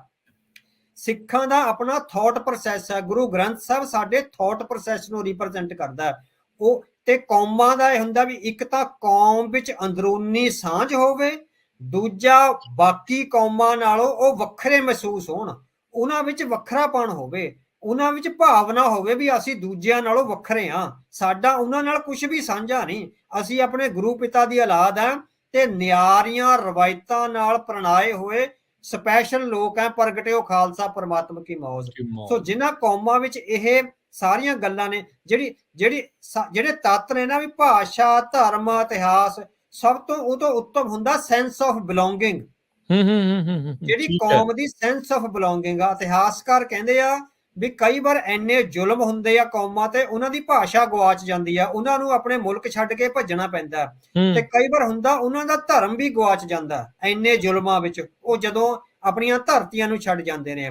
ਪਰ ਧਰਮ ਤੇ ਭਾਸ਼ਾ ਗਵਾਚ ਜਾਣ ਦੇ ਬਾਵਜੂਦ ਵੀ ਜੇ ਉਹਨਾਂ ਵਿੱਚ ਸੈਂਸ ਆਫ ਬਿਲੋਂਗਿੰਗ ਹੈਗੀ ਆ, ਸੈਂਸ ਆਫ ਬੌਂਡਿੰਗ ਹੈਗੀ ਆਪਣੀ ਕੌਮ ਨਾਲ, ਤਾਂ ਉਹਨਾਂ ਦੀ ਕੌਮ ਕਦੇ ਖਤਮ ਨਹੀਂ ਹੁੰਦੀ। ਸੋ ਇਹ ਜਿਹੜੀ sense of belonging and sense of bonding ਦੀ ਭਾਵਨਾ ਜਿਹੜੀ, ਇਹ ਸਾਨੂੰ ਇੱਕ ਕੌਮ ਬਣਾਉਂਦੀ ਆ। ਔਰ ਸਿੱਖਾਂ ਲਈ ਇਹ ਇੱਕ ਤਰ੍ਹਾਂ ਨਾਲ ਓਪਰਚੁਨਿਟੀ ਆ, ਜਦੋਂ ਹੁਣ ਵੈਸਟਰਨ ਈਡੀਅਮ ਵਿੱਚ ਸਿੱਖਾਂ ਨੂੰ ਇੱਕ ਨੇਸ਼ਨ ਦੇ ਤੌਰ ਤੇ ਰੈਕੋਗਨਾਈਜੇਸ਼ਨ ਮਿਲ ਰਹੀ ਹੈ, ਤਾਂ ਸਿੱਖ ਅੱਗੇ ਕਦਮ ਵਧਾਉਣ ਤੇ UNO ਤੱਕ ਅਪਰੋਚ ਕਰਕੇ ਆਪਣੀ ਜਿਹੜੀ ਥਾਂ ਇੰਟਰਨੈਸ਼ਨਲ ਪੋਲੀਟੀਕਲ ਸਟਰਕਚਰ ਵਿੱਚ ਬਣਾਉਣ। ਜੀ ਬਿਲਕੁਲ। ਸੋ ਬੜੇ ਅਹਿਮ ਤੱਥ, ਬੜੇ ਅਹਿਮ ਨੁਕਤੇ ਜਿਹੜੇ ਆ ਉਹ ਤੁਸੀਂ ਸਾਂਝੇ ਕੀਤੇ ਆ, ਤੇ ਸਭ ਨੂੰ ਇਸ ਦੇ ਉੱਤੇ ਵਿਚਾਰਨ ਦੀ ਲੋੜ ਆ। ਵਾਪਸ ਆਪਾਂ ਉਸ ਰਿਪੋਰਟ ਵੱਲ ਨੂੰ ਵਧਦੇ ਹਾਂ। ਵਾਸ਼ਿੰਗਟਨ ਪੋਸਟ ਦੇ ਅਨੁਸਾਰ ਜਿਹੜੇ ਗੁਰਪਤਵੰਤ ਪੰਨੂ ਸੀ, ਉਹਨਾਂ ਦੇ ਕਤਲ ਦੀ ਜਿਹੜੀ ਸਹਿਮਤੀ ਆ ਰਾਮੁਖੀ ਨੇ ਦਿੱਤੀ ਆ, ਇਹਦਾ ਕੀ ਅਰਥ ਆ? ਇਕੱਲੇ ਰਾਮੁਖੀ ਤੱਕ ਨਹੀਂ ਰੁਕਦੀ, ਉਹ ਕਹਿੰਦੇ ਵੀ ਜਿਸ ਕਿਸਮ ਦਾ ਅਗਰੈਸਿਵ ਆਪਰੇਸ਼ਨ ਇਹ ਕਰ ਰਹੇ ਸੀਗੇ, ਉਹ ਪ੍ਰਧਾਨ ਮੰਤਰੀ ਤੱਕ ਵੀ ਉਹਦੀ ਗੱਲ ਪਹੁੰਚਦੀ ਆ, ਹਨਾ। ਸੋ ਉਹਦੀ ਸਹਿਮਤੀ ਆ ਜਿਹੜੀ ਰਾਮੁਖੀ ਨੇ ਦਿੱਤੀ ਆ। ਰਾਮੁਖੀ ਨੇ ਉਹ ਕਹਿੰਦਾ ਵੀ ਉਹਨੇ ਫਿਰ AS ਡੁੱਲਟ ਨਾਲ ਇਹਨਾਂ ਨੇ ਮੁਲਾਕਾਤ ਕਰੀ ਆ, ਜਿਹੜਾ ਰੌ ਦਾ ਸਾਬਕਾ ਚੀਫ ਰਿਹਾ ਅਮਰਜੀਤ ਸਿੰਘ ਦੁੱਲਤ। ਅਮਰਜੀਤ ਸਿੰਘ ਦੁੱਲਤ ਨੇ ਕਿਹਾ ਹੈਗਾ ਵੀ ਰਾਜ ਦਾ ਮੁਖੀ ਆਪਣੇ ਤੌਰ ਤੇ ਇਸ ਤਰ੍ਹਾਂ ਦਾ ਵੱਡਾ ਆਪਰੇਸ਼ਨ ਨਹੀਂ ਕਰ ਸਕਦਾ, ਉਹਨੂੰ ਨੈਸ਼ਨਲ ਸਿਕਿਉਰਿਟੀ ਐਡਵਾਈਜ਼ਰ ਦੀ ਸਹਿਮਤੀ ਲੈਣੀ ਪੈਂਦੀ ਆ। ਅਸੀਂ ਇਸ ਤਰ੍ਹਾਂ ਲੈਂਦੇ ਸੀ, ਪਰ ਸਾਡੇ ਟਾਈਮ ਤੇ ਵੈਸਟਰਨ ਕੰਟਰੀਜ਼ ਵਿੱਚ ਜਾ ਕੇ ਬੰਦੇ ਕਤਲ ਕਰਨ ਦੀ ਰਵਾਇਤ ਨਹੀਂ ਸੀ, ਉਹਨੇ ਇਹ ਕਿਹਾ ਹੈ ਨਾ। ਉਹ ਕਹਿੰਦਾ ਵੀ ਮੇਰੇ ਹਿਸਾਬ ਨਾਲ ਵੀ ਇਹ ਨੈਸ਼ਨਲ ਸਿਕਿਉਰਿਟੀ ਐਡਵਾਈਜ਼ਰ ਦੀ ਸਲਾਹ ਤੋਂ ਬਿਨਾਂ ਨਹੀਂ ਹੋਇਆ। ਔਰ ਪਰ ਵਾਸ਼ਿੰਗਟਨ ਪੋਸਟ ਨੇ ਜਿਹਨਾਂ ਹੋਰ ਅਧਿਕਾਰੀਆਂ ਨਾਲ ਗੱਲ ਕੀਤੀ, ਉਹ ਕਹਿੰਦੇ ਵੀ ਅਸੀਂ ਇੰਡੀਅਨ ਇੰਟੈਲੀਜੈਂਸ ਦੇ ਬਹੁਤ ਸਾਰੇ ਅਫਸਰਾਂ ਨਾਲ, ਸਾਬਕਾ ਅਫਸਰਾਂ ਨਾਲ ਤੇ ਮੌਜੂਦਾ ਅਫਸਰਾਂ ਨਾਲ ਗੱਲ ਕਰੀ ਆ। ਉਹਨਾਂ ਨੇ ਸਾਨੂੰ ਇਹ ਕਿਹਾ ਵੀ ਸਾਡਾ ਨਾਂ ਨਾ ਛਾਪਿਓ, ਵੀ ਸਾਡੀ ਉਹਨਾਂ ਨੇ ਇਹ ਕਿਹਾ ਹੈਗਾ ਵੀ ਇਹ ਪ੍ਰਧਾਨ ਮੰਤਰੀ ਤੱਕ ਵੀ ਇਹਦੀ ਸਹਿਮਤੀ ਹੋ ਸਕਦੀ ਹੈ, ਵੀ ਸਾਡੇ ਕੋਲ ਕੋਈ ਹਾਲੇ ਉਹ ਪ੍ਰੂਫ ਨਹੀਂ ਹੈਗਾ, ਪਰ ਸਾਨੂੰ ਲੱਗਦਾ ਵੀ ਇਹ ਪ੍ਰਧਾਨ ਮੰਤਰੀ ਵੀ ਇਸ ਗੱਲ ਵਿੱਚ ਸਹਿਮਤ ਹੈਗਾ ਵੀ ਇਸ ਵੱਡੇ ਪੱਧਰ ਤੇ ਜਿਹੜਾ ਕਤਲੇਆਮ ਦਾ ਪ੍ਰੋਜੈਕਟ ਚੱਲਿਆ, ਪ੍ਰਧਾਨ ਮੰਤਰੀ, ਨੈਸ਼ਨਲ ਸਿਕਿਉਰਿਟੀ ਐਡਵਾਈਜ਼ਰ ਔਰ ਜਿਹੜੇ ਸਾਮੰਤ ਗੋਇਲ ਆ, ਉਹ ਕਹਿੰਦੇ ਵੀ ਸਾਮੰਤ ਗੋਇਲ ਬਹੁਤ ਵੱਡੇ ਪ੍ਰੈਸ਼ਰ ਵਿੱਚ ਸੀ। ਜਿਨ੍ਹਾਂ ਇੰਡੀਅਨ ਅਫੀਸ਼ੀਅਲਸ ਨਾਲ ਗੱਲ ਕਰੀ ਆ, ਉਹ ਕਹਿੰਦੇ ਵੀ ਸਾਮੰਤ ਬਹੁਤ ਵੱਡਾ ਪ੍ਰੈਸ਼ਰ ਸੀ ਵੀ ਨਹੀਂ ਤਾਂ ਤੈਨੂੰ ਨੌਕਰੀ ਤੋਂ ਹਟਾ ਦਿੱਤਾ ਜਾਊਗਾ, ਤੇਰੇ ਖਿਲਾਫ ਕਾਰਵਾਈ ਵੀ ਹੋ ਸਕਦੀ ਆ, ਕੋਈ ਅਫੀਸ਼ੀਅਲ ਆ ਜਿਹੜੀ ਵੀ ਉਹਨਾਂ ਦੀ ਇੰਟਰਨਲ ਹੁੰਦੀ ਆ, ਵੀ ਜੇ ਤੂੰ ਸਿੱਖਾਂ ਦੀ ਇਸ ਥ੍ਰੈਟ ਨੂੰ ਨਿਊਟਰਲਾਈਜ਼ ਨਾ ਕਰਿਆ। ਸੋ ਜਦੋਂ ਉਹ ਇੰਗਲੈਂਡ ਵਿੱਚ ਸੀ, ਉਦੋਂ ਵੀ ਉਹਨਾਂ ਤੇ ਦੋਸ਼ ਲੱਗੇ ਸੀ ਵੀ ਇੰਗਲੈਂਡ ਦੀ ਸਰਕਾਰ ਨੇ ਉਹਨਾਂ ਨੂੰ ਬਹੁਤ ਸਾਰੀਆਂ ਜਿਹੜੀਆਂ ਸਖਤ ਚੇਤਾਵਨੀਆਂ ਦਿੱਤੀਆਂ ਸੀ ਵੀ ਉਹ ਸਿੱਖਾਂ ਦੇ ਮਾਮਲਿਆਂ ਵਿੱਚ ਦਖਲ ਦੇ ਰਹੇ ਆ। ਪਰ ਜਦੋਂ ਅਮਰੀਕਾ ਵਿੱਚ ਪੋਸਟ ਹੋਏ ਆ ਤਾਂ ਉਹਨਾਂ ਨੇ ਫਿਰ ਸਾਰਾ ਇਹ ਜਿਹੜਾ ਹੈਗਾ ਵੀ ਇੰਟੀਮੀਡੇਸ਼ਨ, ਸਰਵੇਲੈਂਸ ਤੇ ਇਹ ਜਿਹੜਾ ਮੁੜ ਕੇ ਜਾ ਕੇ ਕਤਲੋਗਾਰਤ ਤੱਕ ਪਹੁੰਚਿਆ। ਸੋ ਉਹਨਾਂ ਨੇ ਕਿਹਾ ਵੀ ਮੋਦੀ ਦੇ ਇਨਰ ਸਰਕਲ ਦੀ ਸਹਿਮਤੀ ਐਂਡ ਪ੍ਰਵਾਨਗੀ ਨਾਲ ਆ ਜਿਹੜਾ ਇਹ ਕਤਲ ਤੇ ਦੂਜਾ ਅਟੈਂਪਟ ਟੂ ਮਰਡਰ ਆ, ਇਹ ਦੋ ਹੋਇਆ। ਉਹ ਕਹਿੰਦੇ ਵੀ ਲਿੰਕ ਦੋਵਾਂ ਦਾ। ਸੋ ਜਿਹੜਾ ਹੁਣ ਉਹਨਾਂ ਨੇ ਐਕਸਪੋਜ਼ ਕਰਿਆ ਨਾ, ਜਿਹੜਾ CC1 ਸੀ, CC1 ਦਾ ਨਾਮ ਵੀ ਐਕਸਪੋਜ਼ ਕਰਿਆ, ਉਹ ਵਿਕਰਮ ਯਾਦਵ ਆ, ਉਹ ਰॉ ਦਾ ਸੀਨੀਅਰ ਆਫੀਸਰ ਹੈਗਾ। ਸੋ ਉਹ CC1 ਨੇ ਮਤਲਬ ਕਿ ਸਾਰੇ ਆਪਰੇਸ਼ਨ ਨੂੰ, ਉਹ ਕਹਿੰਦੇ ਵੀ ਜਦੋਂ ਹੁਣ ਅਸੀਂ ਸਾਰਾ ਕੁਝ ਇਨਵੈਸਟੀਗੇਟ ਕਰਿਆ ਵਾਸ਼ਿੰਗਟਨ ਪੋਸਟ ਨੇ, ਤਾਂ ਭਾਈ ਹਰਦੀਪ ਸਿੰਘ ਨਿੱਜਰ ਦੇ ਕਤਲ ਵਿੱਚ ਵੀ CC1 ਦਾ ਜਾਂ ਵਿਕਰਮ ਯਾਦਵ ਦਾ ਰੋਲ ਆ ਪੂਰਾ। ਜਿਸ ਦਿਨ ਹੁੰਦਾ ਉਸ ਦਿਨ ਉਹ ਜਿਹੜਾ ਗੁਪਤਾ ਹੈ, ਜਿਹੜਾ ਚੈੱਕ ਗਣਰਾਜ ਵਿੱਚ ਫੜਿਆ ਹੋਇਆ ਨਿਖਲ ਗੁਪਤਾ, ਉਹਨੂੰ ਉਹ ਵੀਡੀਓ ਭੇਜਦਾ। ਉਸ ਦਿਨ ਉਹ ਇੰਡੀਆ ਵਿੱਚ ਹੀ ਸੀ ਉਸ ਵੇਲੇ, ਜਿਹੜਾ ਨਿਖਲ ਗੁਪਤਾ ਹੈ, ਹਨਾ। ਸੋ ਨਿਖਲ ਗੁਪਤਾ ਨੂੰ ਉਹ ਵੀਡੀਓ ਭੇਜਦਾ ਹੈ ਤੇ ਫਿਰ ਉਹ ਤੋਂ ਜਾ ਕੇ ਜਿਹੜਾ ਹੈਗਾ ਇਹ ਸਾਰਾ ਅਮਰੀਕਾ ਨੂੰ ਪਤਾ ਲੱਗਦਾ ਹੈ ਤੇ ਵੈਸਟਰਨ ਇੰਟੈਲੀਜੈਂਸ ਨੂੰ। ਪਹਿਲਾਂ ਉਹ ਵਾਕਈ ਉਹ ਕਹਿੰਦਾ ਵੀ ਸਾਨੂੰ ਜਿਹੜੇ ਸਾਰੇ ਵੈਸਟਰਨ ਜਿਹੜੇ ਆਫੀਸਰ ਆ, ਉਹ ਕਹਿੰਦੇ ਵੀ ਸਾਨੂੰ ਐਂ ਲੱਗਦਾ ਸੀ ਵੀ ਜਿਹੜਾ ਨਿੱਜਰ ਦਾ ਕਤਲ ਆ ਇਹ ਗੁਰਦੁਆਰੇ ਦੀ ਆਪਸੀ ਲੜਾਈ ਜਾਂ ਉਹਨਾਂ ਦੀ ਬਿਜ਼ਨਸ ਰਾਈਵਲਰੀ ਚ ਹੋਇਆ, ਵੀ ਸਾਨੂੰ ਨਹੀਂ ਸੀ ਪਤਾ। ਜਦੋਂ ਚੈੱਕ ਗਣਰਾਜ ਵਿੱਚ ਅਸੀਂ ਨਿਖਲ ਗੁਪਤਾ ਨੂੰ ਫੜ ਲਿਆ ਤੇ ਉਹਦੇ ਸਾਰਾ ਲੈਪਟਾਪ ਤੇ ਉਹਦਾ ਜਿਹੜਾ ਟੈਲੀਫੋਨ ਅਸੀਂ ਸਾਰਾ ਫਰੋਲਿਆ, ਫੇਰ ਕਹਿੰਦੇ ਵੀ ਅਸੀਂ ਮੱਥੇ ਤੇ ਹੱਥ ਮਾਰਿਆ ਵੀ ਇਹ ਤਾਂ ਬਹੁਤ ਵੱਡੀ ਸਕੀਮ ਚ ਚੱਲ ਰਿਹਾ ਸਿਸਟਮ, ਸਾਜ਼ਿਸ਼ ਬਹੁਤ ਤਗੜੀ ਸੀ, ਬਹੁਤ ਵੱਡੀ ਸਾਜ਼ਿਸ਼ ਆ। ਔਰ ਨਿਖਲ ਗੁਪਤਾ ਇੱਥੇ ਗੱਲਬਾਤ ਕਰਨ ਤੋਂ ਬਾਅਦ ਇੰਡੀਆ ਚਲਿਆ ਗਿਆ ਸੀ, ਉਹਨੂੰ ਇੰਡੀਆ ਤੋਂ ਵੀ ਲਿਓਰ ਕਰਕੇ ਅਮਰੀਕਾ ਦੇ ਅਫੀਸ਼ੀਅਲਸ ਹੀ ਚੈੱਕ ਗਣਰਾਜ ਵਿੱਚ ਲਿਆਏ ਆ। ਅੱਛਾ, ਉਹਨੂੰ ਕਾਬੂ ਕਰਨ ਦੇ ਲਈ। ਹਾਂਜੀ, ਉਹਨੂੰ ਕਾਬੂ ਕਰਨ ਲਈ। ਉਹ ਕਹਿੰਦੇ ਵੀ ਜਦੋਂ ਇਹ ਸਾਰਾ ਕੁਝ ਚੱਲ ਰਿਹਾ ਸੀ ਤੇ ਉਹ ਤਾਂ ਇੰਡੀਆ ਨਿਕਲ ਗਿਆ ਸੀ। ਫਿਰ ਉਹਨਾਂ ਨੇ ਜਿਹੜੇ ਬੰਦੇ ਨਾਲ ਇਹਨੇ ਉਹ $15,000 ਦਾ ਸੌਦਾ ਕਰਿਆ ਸੀ ਉਹਨੂੰ ਵਿੱਚ ਪਾਇਆ ਤੇ ਹੋਰ ਅਫੀਸ਼ੀਅਲਸ ਨੂੰ ਵਿੱਚ ਪਾ ਕੇ ਉਹਨੂੰ ਲਿਓਰ ਕਰਕੇ ਲਿਆਏ, ਉਹਨੂੰ ਲਾਲਚ ਦੇ ਕੇ ਲਿਆਏ ਵੀ ਬਹੁਤ ਵੱਡੀ ਅਹਿਮ ਮੀਟਿੰਗ ਹੋਣ ਜਾ ਰਹੀ ਆ, ਜਿਹੜਾ ਤੂੰ ਬੰਦਾ ਕਹਿੰਦਾ ਆਪਾਂ ਮਾਰਿਆ ਹੀ ਲੈ 2-4 ਦਿਨਾਂ ਚ ਹੀ ਮਾਰ ਦੇਣਾ, ਫਾਈਨਲ ਟੱਚ ਦੇਣੇ ਆ ਵੀ ਇੱਕ ਵਾਰੀ ਚੈੱਕ ਗਣਰਾਜ ਚ ਆ ਜਾ। ਉਹ ਕਹਿੰਦੇ ਵੀ ਉੱਥੇ ਉਹ ਲਾਲਚ ਵਿੱਚ ਆ ਗਿਆ, ਪੈਸਿਆਂ ਦਾ ਪਤਾ ਨਹੀਂ ਕੀ ਕੁਛ ਲਾਲਚ ਦਿੱਤਾ ਹੋਊਗਾ। ਤੇ ਉੱਥੇ ਜਾ ਕੇ ਜਦੋਂ ਕਹਿੰਦੇ ਅਸੀਂ ਉਹਦਾ ਲੈਪਟਾਪ ਤੇ ਕੰਪਿਊਟਰ ਖੋਲਿਆ, ਫੋਨ ਖੋਲਿਆ, ਫੇਰ ਸਾਨੂੰ ਪਤਾ ਲੱਗਿਆ ਕਿ ਉਹ ਤੋਂ ਜਿਹੜੇ ਬੰਦੇ ਨਾਲ ਇਹ ਅਮਰੀਕਾ ਵਿੱਚ ਇੰਟਰੈਕਟ ਕਰ ਰਿਹਾ ਸੀ ਉਹਦੇ ਨਾਲ 8 ਸਾਲ ਤੋਂ ਉਹਦੇ ਕੰਟੈਕਟ ਵਿੱਚ ਸੀ। ਜਿਹੜਾ FBI ਦਾ ਏਜੰਟ ਹੈ ਨਾ, ਉਹਦੇ ਨਾਲ 8 ਸਾਲ ਤੋਂ ਨਿਖਲ ਗੁਪਤਾ ਲੱਗਿਆ ਹੋਇਆ ਸੀ। ਪਰ ਨਿਖਲ ਗੁਪਤਾ ਬਾਰੇ ਇਹ ਨਹੀਂ ਸੀ ਪਤਾ ਵੀ ਇਹ ਇਸ ਤਰ੍ਹਾਂ ਅਰਥ ਵਿੱਚ ਵੀ ਸ਼ਾਮਲ ਹੋਊਗਾ। ਉਹ ਸੀਗਾ ਵੀ ਇਹ ਹਥਿਆਰਾਂ ਦਾ ਵਪਾਰੀ ਆ ਤੇ ਨਸ਼ੇ ਦਾ ਵਪਾਰੀ ਆ, ਹੈਨਾ। ਠੀਕ ਹੈ। ਇੰਡੀਅਨ ਇੰਟੈਲੀਜੈਂਸ ਕੋਲ ਅਮਰੀਕਨ ਇੰਟੈਲੀਜੈਂਸ ਕੋਲ ਇੰਨੀ ਉਹ ਖਬਰ ਸੀ ਉਹਦੇ ਬਾਰੇ, ਨਿਖਲ ਗੁਪਤਾ ਬਾਰੇ, ਵੀ ਉਹ ਜਾਂ ਤਾਂ ਹਥਿਆਰਾਂ ਦੀ ਸਮਗਲਿੰਗ ਕਰਦਾ ਜਾਂ ਨਸ਼ਿਆਂ ਦੀ ਸਮਗਲਿੰਗ ਕਰਦਾ। ਉਹ ਇਸ ਕਤਲੋਗਾਰਤ ਵਿੱਚ ਸ਼ਾਮਲ ਹੋਊਗਾ, ਉਹਨੂੰ ਚੈੱਕ ਗਣਰਾਜ ਵਿੱਚ ਫੜੇ ਜਾਣ ਤੋਂ ਬਾਅਦ ਪਤਾ ਲੱਗਿਆ ਇਹ। ਔਰ ਉਹਨੂੰ ਇੰਡੀਆ ਤੋਂ ਲਿਓਰ ਕਰਕੇ ਲਿਆਇਆ, ਅਮਰੀਕਾ ਦੇ CIA ਦੇ ਏਜੰਟ ਉਹਨੂੰ ਇੰਡੀਆ ਤੋਂ ਲਿਓਰ ਕਰਕੇ ਲਿਆਇਆ ਵੀ ਆ ਜਾ, ਉੱਥੇ ਬਹੁਤ ਅਹਿਮ ਮੀਟਿੰਗ ਹੋਣ ਵਾਲੀ ਆ, ਫਾਈਨਲ ਟੱਚਸ ਦੇ ਰਹੇ ਆ ਆਪਾਂ, ਤੇ ਕੱਲ ਤੋਂ ਹੀ ਬੰਦੇ ਮਾਰਨੇ ਸ਼ੁਰੂ ਕਰ ਦੇਣੇ ਆ। ਸੋ ਕੁਝ ਵੀ ਕਿਹਾ ਹੋਊਗਾ ਉਹ ਲਿਓਰ ਹੋ ਕੇ, ਜਿਹੜਾ ਚੈੱਕ ਸੀਗਾ ਉਹ ਅਮਰੀਕਾ ਦਾ ਫਰੈਂਡਲੀ ਕੰਟਰੀ ਆ, ਉਹ ਕਹਿੰਦਾ ਵੀ ਅਸੀਂ ਫਰੈਂਡਲੀ ਕੰਟਰੀ ਵਿੱਚ ਲਿਆਉਣਾ ਚਾਹੁੰਦੇ ਸੀ ਤਾਂ ਕਿ ਉਹਦੀ ਮੁੜ ਕੇ ਇਨਵੈਸਟੀਗੇਸ਼ਨ ਤੇ ਐਕਸਟਰਾ ਜਿਹੜੀ ਸੌਖੀ ਹੋ ਸਕੇ, ਹਵਾਲਗਿਰੀ ਜਿਹੜੀ ਹੋ ਸਕੇ। ਹੁਣ ਉੱਥੋਂ ਦੇ ਜਿਹੜੇ ਸੁਪਰੀਮ ਕੋਰਟ ਨੇ ਤਾਂ ਹਰੀ ਝੰਡੀ ਦਿੱਤੀ ਆ, ਮਿਨਿਸਟਰ ਦੀ ਹਰੀ ਝੰਡੀ ਮਿਲਣੀ ਬਾਕੀ ਆ। ਜਿਹੜੇ ਤੇ ਫਿਰ ਪਤਾ ਕੀ ਆ, ਹੁਣ ਜਦੋਂ ਹੁਣ ਅਮਰੀਕਾ ਉਹਨੂੰ ਲਿਆਇਆ ਹੀ ਆਪਣੇ ਹਿਸਾਬ ਨਾਲ, ਹੁਣ ਨਿਖਿਲ ਗੁਪਤਾ ਨੂੰ ਇਹ ਨਹੀਂ ਸੀ ਪਤਾ ਵੀ ਮੇਰੇ ਖਿਲਾਫ ਅਰੈਸਟ ਵਾਰੰਟ ਜਾਰੀ ਹੋ ਚੁੱਕੇ ਆ ਚੈੱਕ ਗਣਰਾਜ ਚੋਂ। ਉਹਨੂੰ ਇੰਡੀਆ ਤੋਂ ਲਿਆਉਣ ਤੋਂ 11 ਦਿਨ ਪਹਿਲਾਂ ਚੈੱਕ ਗਣਰਾਜ ਨੇ ਉਹਦੀ ਅਰੈਸਟ ਵਾਰੰਟ ਜਾਰੀ ਕਰਤੇ ਸੀਗੇ ਇੰਟਰਪੋਲ ਰਾਹੀਂ, ਜਿਹੜੇ ਹਿਡਨ ਸੀ ਮਨ ਲੱਗਦੀ ਉਹਨੂੰ ਪਤਾ ਨਹੀਂ ਸੀ। ਉਹ ਇੱਥੇ ਆਇਆ, ਆਉਂਦੀ ਸਾਰੀ 에ਅਰਪੋਰਟ ਤੇ ਉਹਨਾਂ ਨੇ ਦਬੋਚ ਲਿਆ ਤੇ ਉਹਨਾਂ ਦੇ ਉਹ ਸਾਰਾ ਕੁਝ, ਉਹ ਸਾਰਾ ਇੱਕ ਪਲੈਨਿੰਗ ਨਾਲ ਹੀ ਚੈੱਕ ਗਣਰਾਜ ਆਇਆ। ਤੇ ਹੁਣ ਮੈਨੂੰ ਲੱਗਦੀ ਐਕਸਟ੍ਰਾਡੀਸ਼ਨ ਜਿੱਦਾਂ ਤੁਸੀਂ ਕਿਹਾ ਵੀ ਹੋ ਸਕਦੀ ਹੈ ਉਹਦੀ। ਬਿਲਕੁਲ ਆਪਾਂ ਪਹਿਲਾਂ ਵੀ ਥੋੜੀ ਜਿਹੀ ਇਸ ਗੱਲ ਤੇ ਜ਼ਿਕਰ ਕੀਤਾ ਵੀ ਭਾਰਤੀ ਲੀਡਰਸ਼ਿਪ ਇਹ ਸਮਝ ਰਹੀ ਸੀ ਵੀ ਇਹ ਸਾਰਾ ਕੁਝ ਕਰਕੇ ਅਸੀਂ ਇੰਨਾ ਕੁਝ ਕਰਵਾ ਦਾਂਗੇ, ਬੰਦੇ ਮਰਵਾ ਦਾਂਗੇ, ਬੰਦੇ ਮਾਰ ਦਾਂਗੇ ਤੇ ਮਾਰਨ ਦੀਆਂ ਸਪਾਰੀਆਂ ਦੇਈ ਜਾਵਾਂਗੇ, ਸਾਜ਼ਿਸ਼ ਕਰੀ ਜਾਵਾਂਗੇ ਤੇ ਅਮਰੀਕਾ ਇਹਨਾਂ ਨੂੰ ਕੁਝ ਨਹੀਂ ਆਖੇਗਾ। ਹਾਂਜੀ, ਇਸ ਰਿਪੋਰਟ ਵਿੱਚ ਇਹ ਗੱਲ ਬਹੁਤ ਵਾਰੀ 3-4 ਵਾਰੀ ਸਾਹਮਣੇ ਆਈ ਹੈਗੀ ਆ। ਵੱਖ-ਵੱਖ ਅਫੀਸ਼ੀਅਲਸ ਨੇ ਔਰ ਹਾਇਰ ਲੈਵਲ ਤੇ CIA ਦੇ ਔਰ ਵਾਈਟ ਹਾਊਸ ਦੇ ਜਾਂ ਜਸਟਿਸ ਡਿਪਾਰਟਮੈਂਟ ਦੇ ਅਫੀਸ਼ੀਅਲਸ ਨੇ ਗੱਲ ਕਹੀ ਹੈਗੀ ਆ ਵੀ ਉਹਨੂੰ ਲੱਗਦਾ ਸੀਗਾ ਵੀ ਚਾਈਨਾ ਨਾਲ ਜਿਹੜੀ ਥ੍ਰੈਟ ਨੂੰ ਨਿਊਟਰਲਾਈਜ਼ ਕਰਨ ਲਈ ਜਿਸ ਤਰ੍ਹਾਂ ਅਮਰੀਕਾ ਤੇ ਵਰਤ ਰਹੀਆਂ, ਉਸ ਮਾਮਲੇ ਵਿੱਚ ਉਹ ਇੰਨੇ ਬੇਖੌਫ ਹੋ ਗਏ ਵੀ ਉਹ ਇਸ ਲੈਵਲ ਤੱਕ ਚਲੇ ਗਏ ਵੀ ਅਸੀਂ ਵੈਸਟਰਨ ਕੰਟਰੀ ਵਿੱਚ ਜਾ ਕੇ ਬੰਦੇ ਮਾਰ ਦਈਏ, ਸਾਨੂੰ ਕੋਈ ਪੁੱਛਣ ਦੱਸਣ ਵਾਲਾ ਨਹੀਂ ਹੋਊਗਾ, ਹਨਾ। ਸੋ ਹੁਣ ਵੀ ਕਿਉਂਕਿ ਹੁਣ ਵੀ ਉਹਨਾਂ ਬਹੁਤ ਸਾਰੇ ਅਧਿਕਾਰੀਆਂ ਨੇ ਕਿਹਾ ਵੀ ਇੰਨਾ ਕੁਝ ਹੋ ਜਾਣ ਦੇ ਬਾਵਜੂਦ ਵੀ ਜਿਹੜਾ ਬਾਈਡਨ ਪ੍ਰਸ਼ਾਸਨ ਆ ਹਾਲੇ ਵੀ ਇੰਡੀਆ ਨਾਲ ਸੰਬੰਧ ਨਹੀਂ ਵਿਗਾੜਨਾ ਚਾਹੁੰਦਾ। ਹਾਲੇ ਵੀ CIA ਤੇ ਵਾਈਟ ਹਾਊਸ ਵਿੱਚ ਜਿਹੜੀ ਗੱਲਬਾਤ ਚੱਲਦੀ ਹੈ ਇਸ ਕੇਸ ਬਾਰੇ, ਉਹਦੇ ਬਾਰੇ ਇਹੀ ਕਿਹਾ ਜਾਂਦਾ ਵੀ ਫੂਕ ਕੇ ਪੈਰ ਧਰੋ, ਹਨਾ, ਵੀ ਇੰਡੀਆ ਨਾਲ ਸੰਬੰਧ ਖਰਾਬ ਨਾ ਕਰੋ। ਜਿਹੜੀ ਵਿਕਰਮ ਯਾਦਵ ਨੂੰ ਨਾ, ਵੀ ਵਿਕਰਮ ਯਾਦਵ ਦੀ ਐਕਸਟ੍ਰਾਡੀਸ਼ਨ ਲਈ ਜਾਂ ਸਾਮੰਤ ਗੋਇਲ ਦੀ ਐਕਸਟ੍ਰਾਡੀਸ਼ਨ ਲਈ ਇੱਕ ਮੀਟਿੰਗ ਹੋਈ ਆ ਵਾਈਟ ਹਾਊਸ ਵਿੱਚ। ਉੱਥੇ ਜਸਟਿਸ ਡਿਪਾਰਟਮੈਂਟ ਨੇ ਇਹਦੇ ਖਿਲਾਫ ਸਟੈਂਡ ਲਿਆ ਵੀ ਆਪਾਂ ਇੰਨੇ ਅਗਰੈਸਿਵ ਨਾ ਹੋਈਏ, ਇੰਡੀਆ ਨਾਲ ਰਿਲੇਸ਼ਨ ਇੰਨੇ ਜ਼ਿਆਦਾ ਖਰਾਬ ਨਾ ਕਰੀਏ। ਇਹ ਬਹੁਤ ਵੱਡੀ ਗੱਲ ਹੋਊਗੀ ਜੇ ਆਪਾਂ ਉਹਨਾਂ ਦੋਨਾਂ ਅਫਸਰਾਂ ਦੀ ਜਿਹੜੀ ਹੈ ਹਵਾਲਗੀ ਆ ਜਿਹੜੀ ਮੰਨ ਲੈਂਦੇ ਹੈਗੇ ਆ। ਔਰ ਵਾਸ਼ਿੰਗਟਨ ਪੋਸਟ ਨੇ ਕਿਹਾ ਵੀ ਜੋ ਬਾਈਡਨ ਨੇ ਸਾਡੀ ਸਟੋਰੀ ਪਬਲਿਸ਼ ਹੋਣ ਤੋਂ ਪਹਿਲਾਂ ਜੋ ਬਾਈਡਨ ਨੇ ਇੰਡੀਅਨ ਸਰਕਾਰ ਨੂੰ ਦੱਸ ਦਿੱਤਾ ਸੀ ਵੀ ਅਖਬਾਰ ਵਿੱਚ ਤੁਹਾਡੇ ਬਾਰੇ ਸਟੋਰੀ ਪਬਲਿਸ਼ ਹੋਣ ਲੱਗੀ ਆ। ਠੀਕ ਹੈ ਵੀ ਇਸ ਲੈਵਲ ਤੇ ਹਲੇ ਉਹ ਜਿਹੜੇ ਸਬੰਧ ਆ, ਪਰ ਕਹਿੰਦੇ ਉਹ ਕਹਿੰਦੇ ਵੀ ਸਾਡੇ ਵਿਸ਼ਵਾਸ ਦਾ ਇਹਨਾਂ ਨੇ ਇਸ ਤਰ੍ਹਾਂ ਫਾਇਦਾ ਉਠਾਇਆ ਵੀ ਇਹ ਕੰਮ ਤਾਂ ਸਿਰਫ ਈਰਾਨ, ਰਸ਼ੀਆ, ਚਾਈਨਾ ਤੇ ਸਾਊਦੀ ਅਰੇਬੀਆ ਕਰਦੇ ਸੀ, ਪਰ ਇਹ ਲੀਗ ਵਿੱਚ ਸ਼ਾਮਲ ਹੋ ਜਾਊਗਾ ਅਸੀਂ ਤਾਂ ਸੋਚਿਆ ਵੀ ਨਹੀਂ ਸੀ।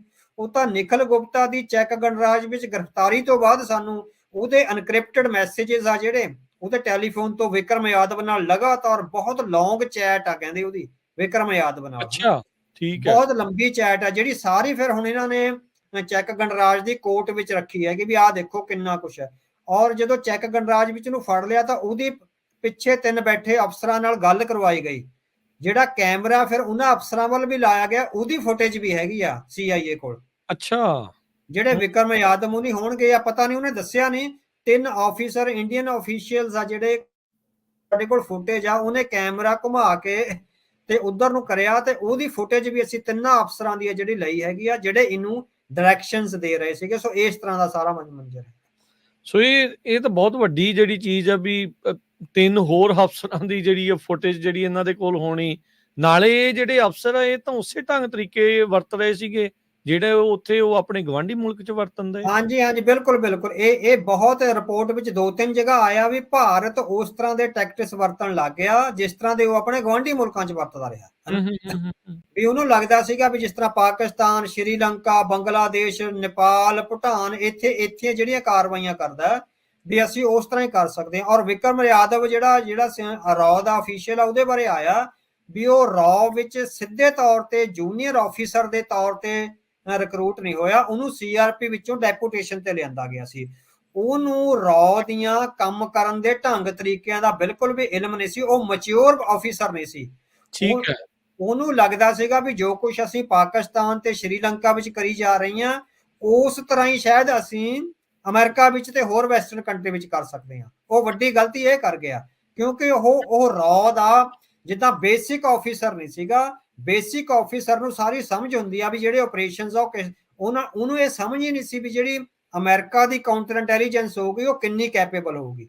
ਸੋ ਉਹ ਕੈਪੇਬਿਲਿਟੀ ਦੀ ਕਮਜ਼ੋਰੀ ਕਾਰਨ ਆ ਜਿਹੜੀ ਉਹ ਸਾਰੀ ਗੱਲਬਾਤ ਉਹ ਸਾਰਾ ਭਾਂਡਾ ਜਿਹੜਾ ਭੰਨਿਆ ਗਿਆ। ਜੀ ਬਿਲਕੁਲ। ਸੋ ਦੇਖੋ ਕਿੰਨੀਆਂ ਵੱਡੀਆਂ ਵੱਡੀਆਂ ਗੱਲਾਂ ਦਾ ਜਿਹੜੀਆਂ ਇਸ ਰਿਪੋਰਟ ਦੇ ਵਿੱਚ ਆਪਣੇ ਸਾਹਮਣੇ ਪਤਾ ਲੱਗ ਰਿਹਾ। CIA ਨੇ ਉਹਨੂੰ ਇੱਥੇ ਲੈ ਆਂਦਾ, ਲਿਓਰ ਕਰਕੇ ਜਿਹੜਾ ਉਹ ਚੱਕ ਲਿਆਂਦਾ। ਸੋ ਮਕਸਦ ਤਾਂ ਇਹੀ ਸੀਗਾ ਫਿਰ ਉਹਨਾਂ ਦਾ ਉੱਥੇ ਉਹਨੂੰ ਲੈ ਕੇ ਆਉਣ ਦਾ ਵੀ ਇਹਨੂੰ ਇਵੈਂਚੁਅਲੀ ਇਹਦੇ ਜ਼ਰੀਏ ਆਪਾਂ ਹੋਰ ਵੱਡੀ ਮੱਛੀਆਂ ਫੜੀਏ। ਹਾਂਜੀ, ਉਹਨਾਂ ਨੇ ਹੁਣ ਬਾਕੀ ਭਾਰਤੀ ਅਫੀਸ਼ੀਅਲਸ ਆ ਜਿਨ੍ਹਾਂ ਦੀ ਫੁਟੇਜ ਆ ਜਿਨ੍ਹਾਂ ਬਾਰੇ ਰਿਪੋਰਟ ਆ ਉਹ ਹੁਣ ਬਲੈਕਮੇਲਿੰਗ ਪ੍ਰੋਸੈਸ ਚੱਲੂਗਾ ਵੀ ਜਾਂ ਤਾਂ ਸਾਨੂੰ ਆਫੀਸਰ ਦਿਓ ਨਹੀਂ ਪੋਲੀਟੀਕਲੀ ਜਿਸ ਤਰ੍ਹਾਂ ਅਸੀਂ ਗੱਲ ਕਰਦੇ ਆ ਉਹ ਕਰੋ। ਹੁਣ ਉਹਦੇ 'ਚ ਜੇ ਤੁਹਾਨੂੰ ਤੁਸੀਂ ਦੇਖ ਰਹੇ ਹੋਵੋ ਤਾਂ ਜਿਹੜੀਆਂ ਤਿੰਨ ਵੋਟਾਂ ਦੇ ਗੇੜ ਹੋ ਚੁੱਕੇ ਆ ਉਹਦੇ ਵਿੱਚ ਜਿਹੜੀ ਵੋਟ ਪਰਸੈਂਟੇਜ ਘੱਟ ਆਈ ਆ ਹੁਣ ਇਹਦੇ ਇਫੈਕਟ ਤੁਸੀਂ ਦੇਖੋ ਹਨਾ। ਜਿਹੜਾ ਐਂਟੀ ਮੋਦੀ ਧੜਾ ਹੈ ਇੰਡੀਅਨ ਸਿਕਿਉਰਿਟੀ ਐਸਟੈਬਲਿਸ਼ਮੈਂਟ ਦਾ ਜਿਹੜਾ ਅਮਰੀਕਾ ਨਾਲ ਚੰਗੇ ਰਿਲੇਸ਼ਨ ਚਾਹੁੰਦਾ ਹੁਣ ਮੈਨੂੰ ਲੱਗਦਾ ਵੀ CIA ਉਹਨਾਂ ਨਾਲ ਗੱਲ ਕਰ ਰਿਹਾ ਹੈਗਾ ਵੀ ਮੋਦੀ ਨੂੰ ਚੇਂਜ ਕਰੋ ਹਨਾ। ਜਿਹੜੇ 3 ਟਰਮ ਵੀ ਪੋਲੀਟੀਕਲ ਜਿਹੜੀ ਲੀਡਰਸ਼ਿਪ ਆ ਉਹਦੀ ਤਬਦੀਲੀ ਲਈ ਹੁਣ ਦਬਾਅ ਪਾਇਆ ਜਾ ਰਿਹਾ ਵੀ ਨਹੀਂ ਅਸੀਂ ਤੁਹਾਡੇ ਅਫਸਰਾਂ ਨੂੰ ਜਿਹੜਾ ਹੈਗਾ ਉਹ ਚਾਰਜ ਕਰਾਂਗੇ। ਸੋ ਇਹ ਬਲੈਕਮੇਲਿੰਗ ਆ ਜਿਹੜੀ ਸਾਰਾ ਡਿਪਲੋਮੈਟਿਕ ਬਲੈਕਮੇਲਿੰਗ ਇਸ ਤਰ੍ਹਾਂ ਹੀ ਚੱਲਦੀ ਹੁੰਦੀ ਹੈਗੀ ਆ। ਆਰਮ ਟਵਿਸਟਿੰਗ ਹੋ ਰਹੀ ਹੈ ਫਿਰ ਹਾਂ ਇਹ ਆਰਮ ਟਵਿਸਟਿੰਗ ਹੋ ਰਹੀ ਹੈ ਵੀ ਹੁਣ ਜਿਹੜਾ 3 ਗੇੜਾਂ ਵਿੱਚ ਵੋਟਾਂ ਦੀ ਘੱਟ ਪਰਸੈਂਟੇਜ ਪੈਣਾ ਔਰ ਇਹ ਖਬਰਾਂ ਆਉਣ ਲੱਗ ਜਾਣੀਆਂ ਵੀ BJP ਹੋ ਸਕਦਾ 220 ਤੋਂ ਸੀਟਾਂ ਵੱਧ ਨਾ ਲੈ ਕੇ ਜਾਵੇ ਹਨਾ। ਸੋ ਇਸ ਤਰ੍ਹਾਂ ਦਾ ਜਿਹੜਾ ਟ੍ਰੈਂਡ ਚੱਲ ਰਿਹਾ ਇੱਕਦਮ ਤੁਸੀਂ ਦੇਖੋ ਵੀ ਹਿੰਦੂ ਮੁਸਲਮਾਨ ਦੇ ਨਾਅਰੇ ਕੰਮ ਕਰਨੋਂ ਹਟ ਗਏ। ਰਾਮ ਮੰਦਿਰ ਦਾ ਨਾਅਰਾ ਕੰਮ ਕਰਨੋਂ ਹਟ ਗਿਆ। ਪਾਕਿਸਤਾਨ ਵਿੱਚ ਘੁਸ ਕੇ ਮਾਰੇਂਗੇ ਦਾ ਨਾਅਰਾ ਕੰਮ ਕਰਨੋਂ ਹਟ ਗਿਆ। ਇਹ ਐਂਡੀ ਵੱਡੀ ਤਬਦੀਲੀ ਕੁਝ ਦਿਨਾਂ ਵਿੱਚ ਜਾਂ 1 ਮਹੀਨੇ ਵਿੱਚ ਜਾਂ 2 ਮਹੀਨਿਆਂ 'ਚ ਹੀ ਆ ਜਾਣੀ ਬਹੁਤ ਵੱਡਾ ਮਾਇਨੇ ਰੱਖਦੀ ਹੈ। ਨਹੀਂ ਇਹ ਤਾਂ ਬੀਤੇ ਦਿਨਾਂ 'ਚ ਮੋਦੀ ਹੁਣਾਂ ਦਾ ਉਹ ਬਿਆਨ ਸੀ। ਉਹ ਰਾਹੁਲ ਗਾਂਧੀ ਨੂੰ ਕਹਿੰਦਾ ਸੀਗਾ ਵੀ ਇਹ ਹੁਣ ਅਡਾਨੀ ਅੰਬਾਨੀ ਦਾ ਨਾਂ ਕਿਉਂ ਨਹੀਂ ਲੈਂਦਾ। ਉਹ ਹੁਣ ਉਧਰ ਕੀ ਮਤਲਬ ਲੱਗ ਰਿਹਾ ਆ। ਬੀਤੇ ਦਿਨਾਂ 'ਚ ਵੀ ਆਪਾਂ ਚਰਚਾ ਕੀਤੀ ਸੀ ਵੀ ਕਿੱਦਾਂ ਅਮੀਰਜ਼ਾਦੇ ਜਿਹੜੇ ਉੱਥੇ ਦੇ ਜਿਹੜੀ ਲੋਕਤੰਤਰ ਨੂੰ ਕਿਸ ਤਰੀਕੇ ਨਾਲ ਅਥੋਰੀਟੇਰੀਅਨ ਵੱਲ ਧੱਕ ਰਹੇ ਆ। ਕੀ ਆਪਾਂ ਦੇਖ ਰਹੇ ਆ ਆਪਣੇ ਅੱਖਾਂ ਦੇ ਸਾਹਮਣੇ ਵੀ ਉਹਨਾਂ ਨੇ ਆਪਣਾ ਪਲੜਾ ਬਦਲ ਲਿਆ। ਹਾਂਜੀ ਇਹ ਹੋ ਸਕਦਾ ਕਿਉਂਕਿ ਹਰੇਕ ਇੰਟੈਲੀਜੈਂਸ ਦੇ 2 ਜਾਂ 3 ਤਰ੍ਹਾਂ ਦੀਆਂ ਲਾਈਨਸ ਹੁੰਦੀਆਂ। ਜਦੋਂ ਇੱਕ ਮੇਜਰ ਜਿਹੜਾ ਬਹੁਤਾ ਅਥੋਰੀਟੇਰੀਅਨ ਹੈ ਉਹ ਹਮਲੇ ਦੇ ਮਾਰ ਥੱਲੇ ਆ ਜਾਂਦਾ ਤਾਂ ਸੈਕੰਡ ਲਾਈਨ ਦੀ ਲੀਡਰਸ਼ਿਪ ਆ ਜਿਹੜੀ ਐਕਟਿਵ ਹੋ ਜਾਂਦੀ ਹੈ। ਹੁਣ ਹੋ ਸਕਦਾ ਭਾਰਤੀ ਐਸਟੈਬਲਿਸ਼ਮੈਂਟ ਦੀ ਸੈਕੰਡ ਲਾਈਨ ਦੀ ਲੀਡਰਸ਼ਿਪ ਜਿਹੜੀ ਐਂਟੀ ਮੋਦੀ ਹੋਵੇ ਤੇ ਪ੍ਰੋ ਅਮਰੀਕਾ ਹੋਵੇ ਉਹਦੇ ਨਾਲ ਇੰਟਰੈਕਟ CIA ਜਿਹੜਾ ਕਰ ਰਿਹਾ ਹੋਵੇ ਵੀ ਰਜੀਮ ਚੇਂਜ ਕਰੋ। ਆਪਾਂ ਤੁਸੀਂ ਤੁਹਾਨੂੰ ਯਾਦ ਹੋਵੇਗਾ ਜਦੋਂ ਭਾਈ ਨਿੱਜਰ ਦੇ ਕਤਲ ਤੋਂ ਬਾਅਦ ਪਹਿਲਾ ਪ੍ਰੋਗਰਾਮ ਕਰਿਆ ਸੀ ਤੁਸੀਂ ਇਹੀ ਸਵਾਲ ਕਰਿਆ ਸੀਗਾ ਵੀ ਇਸ ਸਾਰੇ ਦੇ ਕਾਰਨ ਕੀ ਨੇ। ਜਿਹੜਾ ਅਮਰੀਕਾ ਨੇ ਸਟੈਂਡ ਲਿਆ ਆਪਣਾ ਪਹਿਲਾ ਇਹ ਸੀਗਾ ਵੀ ਸਭ ਤੋਂ ਪਹਿਲਾਂ ਮੋਦੀ ਨੂੰ ਰਿਪਲੇਸ ਕਰਨਾ। ਦੂਜਾ ਸੀਗਾ ਵੀ ਬ੍ਰਿਕਸ ਨੂੰ ਤੋੜਨਾ ਜਿਹੜਾ ਉਹਨਾਂ ਦਾ ਬ੍ਰਿਕਸ ਵਾਲਾ ਸੀਗਾ ਤੇ ਤੀਜਾ ਸੀ ਰੀਸਟਰਕਚਰਿੰਗ ਆਫ ਏਸ਼ੀਆ। ਸਾਨੂੰ ਲੱਗਦਾ ਵੀ ਉਹ ਯਤਨ ਕਰ ਰਹੇ ਆ ਰੀਪਲੇਸ ਕਰਨ ਦੇ ਮੋਦੀ ਨੂੰ ਵਾਇਆ ਇੰਡੀਅਨ ਇੰਟੈਲੀਜੈਂਸ ਦੀ ਜਿਹੜੀ ਸੈਕੰਡ ਲਾਈਨ ਹੈਗੀ ਆ ਸੈਕੰਡ ਲਾਈਨ ਦੀ ਲੀਡਰਸ਼ਿਪ ਹੈਗੀ ਆ ਜਿਹੜੀ ਹੁਣ ਪੋਜ਼ਿਟਿਵਲੀ ਅਮਰੀਕਾ ਨਾਲ ਇੰਟਰੈਕਟ ਕਰ ਰਹੀ ਹੈਗੀ ਆ। ਸੋ ਉਹਦੇ ਚੋਂ ਨਰਿੰਦਰ ਮੋਦੀ ਉਹਨੇ ਵੀ ਬਹੁਤ ਜ਼ੋਰ ਲਾ ਰਹੇ ਹੈਗੇ ਆ ਵੀ ਅਸੀਂ ਕਿਤੇ ਹਾਰ ਨਾ ਜਾਈਏ ਪਰ ਜਿਸ ਕਿਸਮ ਦੀਆਂ ਪੋਸੀਬਿਲਿਟੀਜ਼ ਸਾਹਮਣੇ ਆ ਉਹਦੇ ਵਿੱਚੋਂ ਕੁਝ ਵੀ ਹੋ ਸਕਦਾ ਹੈ ਜੀ। ਅਗਲੀ ਜਿਹੜੀ ਗੱਲ ਆਪਾਂ ਇੱਥੇ ਥੋੜੀ ਅਮਰੀਕਾ ਦੀ ਵੀ ਇਹਦੇ ਐਂਗਲ ਤੋਂ ਵੀ ਜਿਹੜਾ ਉਹ ਦੇਖੀਏ ਵੀ ਅਮਰੀਕੀ ਸਰਕਾਰ ਇਸ ਰਿਪੋਰਟ ਦੇ ਵਿੱਚ ਵੀ ਇਹ ਆ ਵੀ ਸਰਕਾਰ ਹਾਲੇ ਵੀ ਭਾਰਤ ਵਿਰੁੱਧ ਕੋਈ ਸਖਤ ਕਦਮ ਚੁੱਕਣ ਦੇ ਰੌ ਦੇ ਵਿੱਚ ਨਹੀਂ ਆ। ਜੇ ਵਾਸ਼ਿੰਗਟਨ ਪੋਸਟ ਨੂੰ ਵਿਕਰਮ ਯਾਦਵ ਦਾ ਪਤਾ ਸੀ ਇਹ ਤਾਂ ਹੋਊਗਾ ਨਹੀਂ ਵੀ ਅਮਰੀਕਾ ਨੂੰ ਨਾ ਪਤਾ ਹੋਵੇ ਵੀ ਵਿਕਰਮ ਯਾਦਵ ਹੀ ਜਿਹੜਾ ਇਨਵੋਲਵ ਸੀਗਾ ਨਿਖਿਲ ਗੁਪਤਾ ਦੇ ਨਾਲ। ਇਵੈਂਚੁਅਲੀ ਇਨਫੋਰਮੇਸ਼ਨ ਇਹਨਾਂ ਨੇ ਵੀ ਉੱਥੋਂ ਹੀ ਕੱਢ ਕੇ ਲਿਆਂਦੀ ਆ। ਇਹਦੇ ਕੀ ਕਾਰਨ ਆ? ਕੀ ਇਹ ਗੱਲ ਵਾਕਿਆ ਸਹੀ ਆ ਵੀ ਅਜੇ ਸਖਤ ਸਟੈਂਡ ਚੱਕਣ ਦੇ ਰੌ ਦੇ ਵਿੱਚ ਨਹੀਂ? ਹਾਂਜੀ ਬਿਲਕੁਲ ਹੈ ਵੀ ਜਿਹੜਾ ਬਾਈਡਨ ਪ੍ਰਸ਼ਾਸਨ ਆ ਉਹ ਭਾਰਤ ਨਾਲ ਕੋਈ ਆਪਣੇ ਸਬੰਧ ਨਹੀਂ ਵਿਗਾੜਨਾ ਚਾਹੁੰਦਾ। ਉਹ ਕੋਈ ਸਖਤ ਐਕਸ਼ਨ ਨਹੀਂ ਲੈਣਾ ਚਾਹੁੰਦਾ ਭਾਰਤ ਦੇ ਖਿਲਾਫ। ਹਾਲੇ ਵੀ ਉਹਨਾਂ ਨੂੰ ਉਹ ਆਪਣਾ ਫਰੈਂਡਲੀ ਮੁਲਕ ਹੀ ਲੱਗਦਾ ਹੈਗਾ। ਸੋ ਉਹ ਨਹੀਂ ਚਾਹੁੰਦੇ ਵੀ ਇੱਕ ਹੋਰ ਮੋਰਚਾ ਜਿਹੜਾ ਏਸ਼ੀਆ ਵਿੱਚ ਇਸ ਤਰ੍ਹਾਂ ਖੋਲਿਆ ਜਾਵੇ ਹਾਲ ਦੀ ਘੜੀ। ਪਰ ਇਹ ਹੈਗਾ ਵੀ ਜਿਹੜੀਆਂ ਵੈਸਟਰਨ ਪੋਲਿਟਿਕਸ ਆ ਇਹ ਬਹੁਤ ਲੰਬੀ ਖੇਡ ਖੇਡਦੇ ਆ ਹਨਾ। ਸੋ ਹਾਲ ਦੀ ਘੜੀ ਆਪਾਂ ਦੇਖਿਆ ਵੀ ਜਿਹੜੀ ਵਾਈਟ ਹਾਊਸ ਵਿੱਚ ਮੀਟਿੰਗ ਹੋਈ ਆ ਵਾਸ਼ਿੰਗਟਨ ਪੋਸਟ ਕਹਿ ਰਿਹਾ ਵੀ ਉਹਦੇ ਵਿੱਚ ਵੀ ਜਸਟਿਸ ਡਿਪਾਰਟਮੈਂਟ ਨੇ ਕਿਹਾ ਹੈਗਾ ਵੀ ਆਪਾਂ ਜਿਹੜਾ ਵਿਕਰਮ ਯਾਦਵ ਜਾਂ ਸਾਮੰਤ ਗੋਇਲ ਜਾਂ ਹੋਰ ਅਫਸਰਾਂ ਨੂੰ ਹਾਲੇ ਚਾਰਜ ਨਾ ਕਰੀਏ। ਠੀਕ ਇਟ ਹੈ। ਮੀਨਸ ਉਹ ਭਾਰਤ ਨੂੰ ਟਾਈਮ ਦੇਣਾ ਚਾਹੁੰਦੇ ਆ ਵੀ ਉਹ ਗਾਂ ਨੂੰ ਇਸ ਤਰ੍ਹਾਂ ਦਾ ਐਡਵੈਂਚਰਿਜ਼ਮ ਨਾ ਕਰੇ, ਹਨਾ, ਵੀ ਉਹ ਕਿਤੇ ਨਾ ਕਿਤੇ ਹਲੇ, ਨਹੀਂ ਤਾਂ ਇੱਕਦਮ ਆਰਥਿਕ ਪਾਬੰਦੀਆਂ, ਐਕਸ਼ਨਸ ਆਫ ਡਿਪਲੋਮੈਟ, ਮਤਲਬ ਕਿ ਕੁਝ ਵੀ ਹੋ ਸਕਦਾ, ਕਿਉਂਕਿ ਜੇ ਆਰਥਿਕ ਪਾਬੰਦੀਆਂ ਲੱਗ ਗਈਆਂ ਤਾਂ ਭਾਰਤ ਦਾ ਇਕਨੋਮਿਕ ਸਿਸਟਮ ਆ ਜਿਹੜਾ ਕੋਲਾਪਸ ਹੋ ਜਾਣਾ। ਹਲੇ ਈਰਾਨ ਤੇ ਰਸ਼ੀਆ ਤਾਂ ਸਹਿ ਗਏ, ਸਹਿ ਵੀ ਕਾਹਦੇ ਗਏ, ਉਹ ਗਰੀਬੀ ਨਾਲ, ਗੁਰਬਤ ਨਾਲ ਜਿਹੜੇ ਮਰ ਰਹੇ ਹੈਗੇ ਨੇ, ਹਨਾ, ਉਹਨਾਂ ਦੇ ਆਮ ਲੋਕ ਆ ਜਿਹੜੇ, ਹਨਾ। ਸੋ ਜੇ ਉਸ ਤਰ੍ਹਾਂ ਦੀਆਂ ਪਾਬੰਦੀਆਂ ਭਾਰਤ ਤੇ ਆਰਥਿਕ ਪਾਬੰਦੀਆਂ ਲੱਗ ਜਾਂਦੀਆਂ ਜਾਂ ਚਾਈਨਾ ਦੇ ਖਿਲਾਫ ਜਿਸ ਤਰ੍ਹਾਂ ਦੀਆਂ ਲੱਗੀਆਂ, ਤਾਂ ਭਾਰਤ ਦਾ ਸਾਰਾ ਜਿਹੜਾ ਇਕਨੋਮਿਕ ਸਿਸਟਮ, ਤੁਸੀਂ ਦੇਖੋ ਵੀ ਜਿਹੜੀ ਆਪਾਂ ਮਨੀ ਐਕਸਚੇਂਜ ਹੁੰਦਾ ਉਹ ਸਾਰਾ ਸਹੀ ਜਾਂ ਮਾਸਟਰ ਕਾਰਡ ਦੇ ਰਾਹੀਂ, ਮਤਲਬ ਕਿ ਉਹ ਸਾਰੀਆਂ ਅਮਰੀਕਾ ਦੀਆਂ ਕੰਪਨੀਆਂ ਨੇ, ਹਨਾ, ਜਿਹੜੀਆਂ ਇੱਕ ਵਾਰੀ ਟ੍ਰਾਂਜੈਕਸ਼ਨ ਸੀ ਉਹਨਾਂ ਨੇ ਬੰਦ ਕਰਤੀਆਂ, ਜਿੱਦਾਂ ਰਸ਼ੀਆ ਦੀ ਹੁਣ ਸਵਿਫਟ ਤੋਂ ਟ੍ਰਾਂਜੈਕਸ਼ਨ ਬੰਦ ਹੋਈ ਆ ਵੀ ਉਹ ਨਹੀਂ ਕਰ ਸਕਦਾ। ਸੋ ਉਹਦੀ ਆਰਥਿਕ ਮੰਦਹਾਲੀ ਦਾ ਬੜਾ ਹੈਗਾ। ਸੋ ਇਸ ਤਰ੍ਹਾਂ ਹਾਲੇ ਵੀ ਬਾਈਡਨ ਪ੍ਰਸ਼ਾਸਨ ਆ ਜਿਹੜਾ ਭਾਰਤ ਨਾਲ ਡਿਪਲੋਮੈਟਿਕ ਵਿੰਡੋ ਆ ਜਿਹੜੀ ਖੁੱਲੀ ਰੱਖਣਾ ਚਾਹੁੰਦਾ, ਉਹਦੇ ਲੌਂਗ ਟਰਮ ਗੋਲ ਹੋਣਗੇ ਵੀ 10-15 ਸਾਲ ਨੂੰ ਕੀ ਕਰਨਾ, ਪਰ ਐਟ ਦਾ ਮੂਮੈਂਟ ਉਹ ਇਸ ਤਰ੍ਹਾਂ ਦਾ ਕੁਝ ਵੀ ਨਹੀਂ ਕਰਨਾ ਚਾਹੁੰਦੇ ਜਿਹਦੇ ਨਾਲ ਇਹ ਰਿਲੇਸ਼ਨ ਆ ਹੋਰ ਖਰਾਬ ਹੋਣ, ਕਿਉਂਕਿ ਹਾਲੇ ਉਹ ਚਾਈਨਾ ਤੇ ਜਿਹੜਾ ਹੈਗਾ ਧਿਆਨ ਦੇ ਰਹੇ ਹੈਗੇ ਆ। ਠੀਕ ਹੈ। ਸੋ ਕਾਫੀ ਕੁਝ ਜਿਹੜਾ ਇਸ ਮੌਕੇ ਜਿਹੜਾ ਚੱਲ ਰਿਹਾ ਹੈਗਾ ਆ, ਸੋ ਇਹ ਆਪਣੇ ਸਾਹਮਣੇ ਆ ਵੀ ਉਹ ਨਾਮ ਨਹੀਂ ਲੈ ਰਹੇ, ਦੱਸ ਵੀ ਰਹੇ ਆ, ਅਖਬਾਰ ਦੇ ਜ਼ਰੀਏ ਵੀ ਦੱਸ ਰਹੇ ਆ। ਸੋ ਇਹ ਜਿਹੜੀ ਰਿਪੋਰਟਿੰਗ ਵਗੈਰਾ ਜਿਹੜੀ ਨਾਲ ਦੇ ਨਾਲ ਚੱਲ ਰਹੀ ਆ, ਇਹ ਮੰਨਿਆ ਜਾ ਸਕਦਾ ਹੈ ਵੀ ਅਮਰੀਕਾ ਸਰਕਾਰ ਇਸ ਦੇ ਜ਼ਰੀਏ ਦਬਾਅ ਹੀ ਪਾ ਰਹੀ ਆ ਉਹਨਾਂ ਤੇ।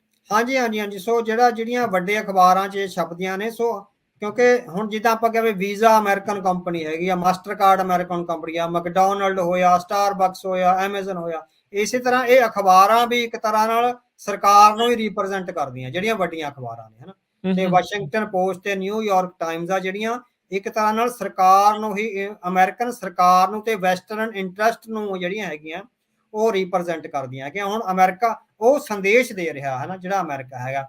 ਹੁਣ ਅਮਰੀਕਨ ਪ੍ਰਸ਼ਾਸਨ ਵਿੱਚ ਜਿਹੜੀ ਡਿਬੇਟ ਚੱਲ ਰਹੀ ਹੈਗੀ ਆ ਉਹ ਇਹ ਹੈਗੀ ਆ ਵੀ on the one side we have our democratic values and on the other side we have our political interest, ਹਨਾ।